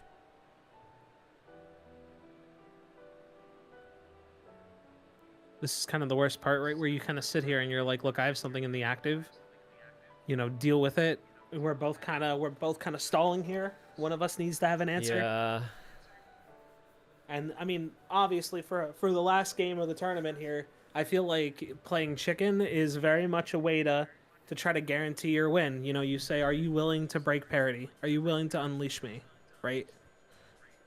Seijin doesn't have a supporter for turn, so it's just gonna Dynamotor and set up the play. And we see Primal Turbo, only one Summoning Star for 1 Archeops for 1 Primal Turbo. James actually made an interesting choice the last turn off of this Luminion, choosing to grab Boss's Orders instead of Burnett, which does mean that only 1 Archeops is going to hit the field, but you can boss back-to-back now. So you can potentially boss up the Squawk ability with the Snorlax, take a 2-prize knockout, and still force your opponent to get through a 1-prizer. Can James do it? Can he overcome this lightning weakness that we've been talking so much about? And I feel like every time that we think we count James out, all of a sudden he just proves us wrong, right? Like,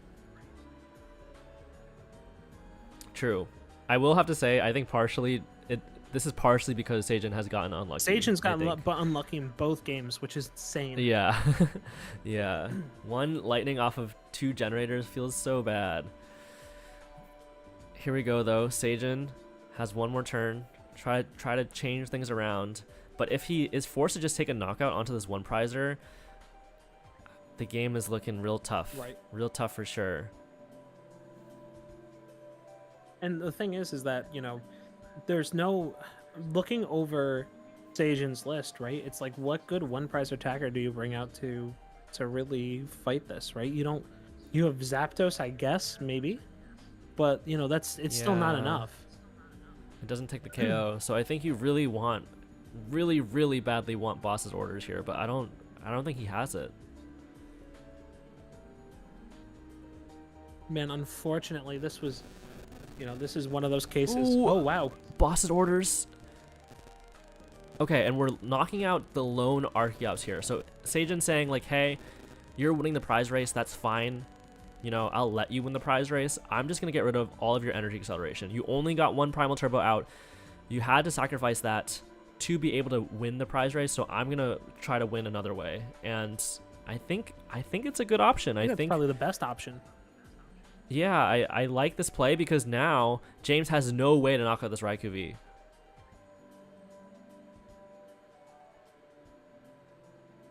And I really love the fact that, like, you know, we've seen James in this position before where he has no Archeops and he kind of claws his way back out. So while it's, you know, while he's in a very bad position, he's not in the worst position he's been in. I like this play too from James, knowing that Seijin has only 3 cards to work with, bossing up this Miraidon. I mean, he knows that Zapdos was stuck in the active for a while, right? And then got switched out. But here, if Seijin has no switch out, you are basically taking a free 2-prize knockout. Does Seijin have a Beach Court? Attaches the lightning to the active. Does he have a supporter? Oh, is able to retreat. Sorry, Miraidon only has 1 retreat cost. That's right. So I think James did make the right play, but Seijin, having that lightning energy, now is going to be able to wipe off this Snorlax from the field and make it that much harder for James to find any type of response the next turn.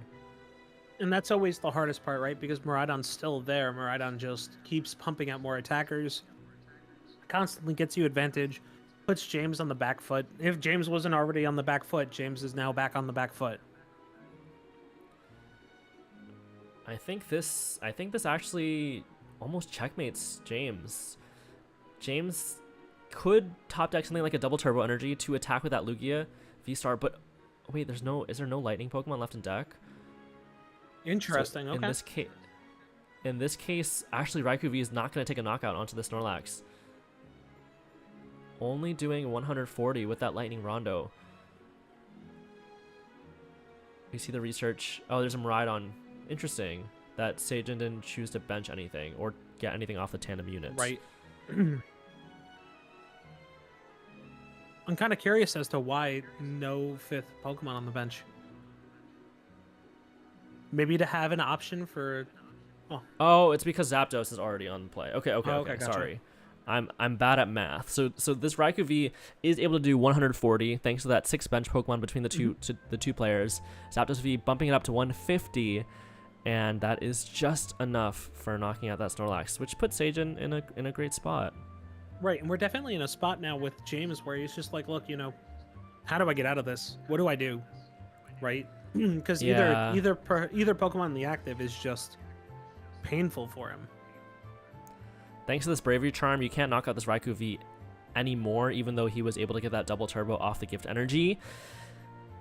Previously, I mean, even if you could take the knockout, your only attacker is going to get wiped off the field with that Raichu. Mm-hmm. And I think that, like... So... Yeah, there's just, like, nothing you can do, right? You try to fight it out, but, like, maybe you can't... Like, looking at his hand, right? Maybe you could try to find your way into another boss, but what are you going to boss up? Yeah, I think the only way James could have won is if this Bravery Charm didn't hit the field. And then you can take a knockout, bench the Mew, and then hope you somehow draw into Radiant Charizard plus Luminous Energy to take the last knockout.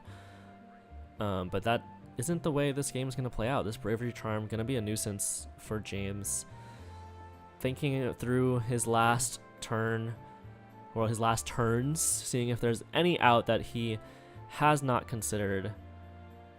Maybe going to check the discard to see how many energy have been played, or maybe just going to concede and give it up, knowing that Seijin has it locked up. And that's very respectful. And congratulations. Yes. James knows it's getting late. There's been a lot of Pokemon played. He knows that his opponent has him checkmated, essentially. And that's it. Congratulations to Seijin Park for being our late night 147 EU champion. Yeah, Seijin definitely fought hard, fought through some of the most unlucky plays I've seen, and definitely willing to take the W from that as well. Congratulations again. Great play from both players, from all the players that we watched today. And let's close out the day. Voiddyn. Let's maybe hop into that casters. Sounds good to me. Call and do it. Be right back, chat. We'll be with you in just a few.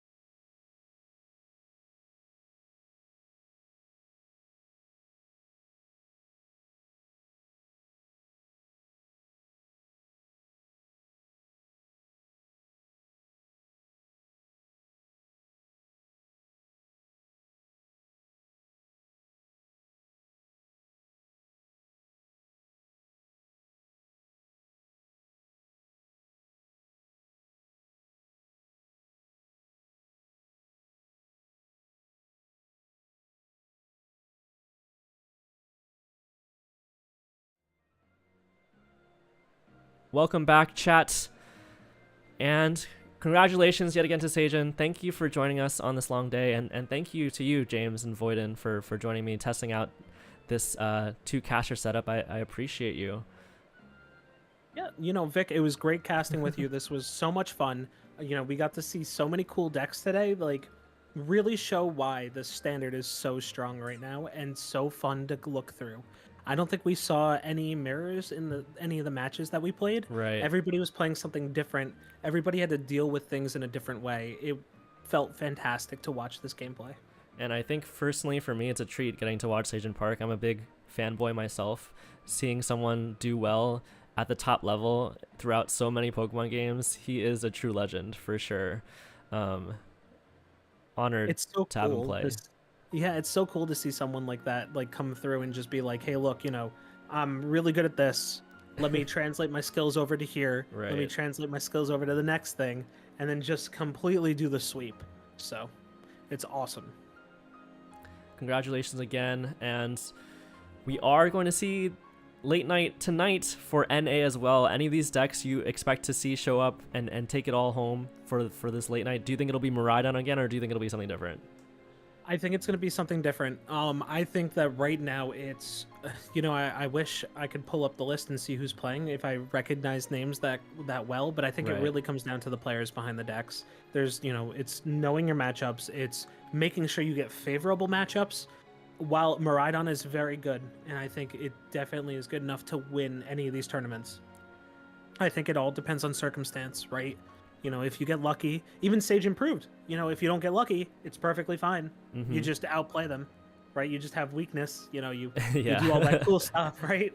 But, I think if I had to predict what deck would win, I would think, I hope we see Lost Box Gudra, my favorite deck in the format right now.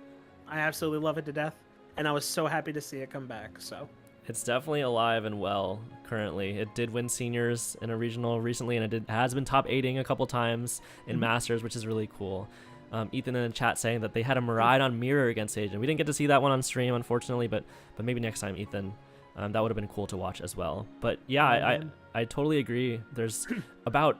The way I see it, there's about 10 decks in this format that can top 8 or better, or even win a big event like this. And there's about 20 decks that can reasonably day 2, or maybe even top 8 a late night. We've seen stuff like some rogue stuff day 2 this past weekend at Toronto, like Dondozo and Hisui and Zoroark and Zorovox and all these cool wacky decks. So hopefully tonight we'll be able to see some of that. But that about wraps it up here for Late Night EU. We'll see you in just a couple hours for Late Night NA. Thank you again, Voiddyn, for joining me, and maybe we'll see you next time as well. Yeah, definitely. Vic, thank you so much for having me. And, thank you to everybody. This was a fantastic event. I'm excited to see more late night in the future. And I'll be definitely tuning into NA's stream. Thank you, chat, and see you soon. Bye, everyone. Bye-bye.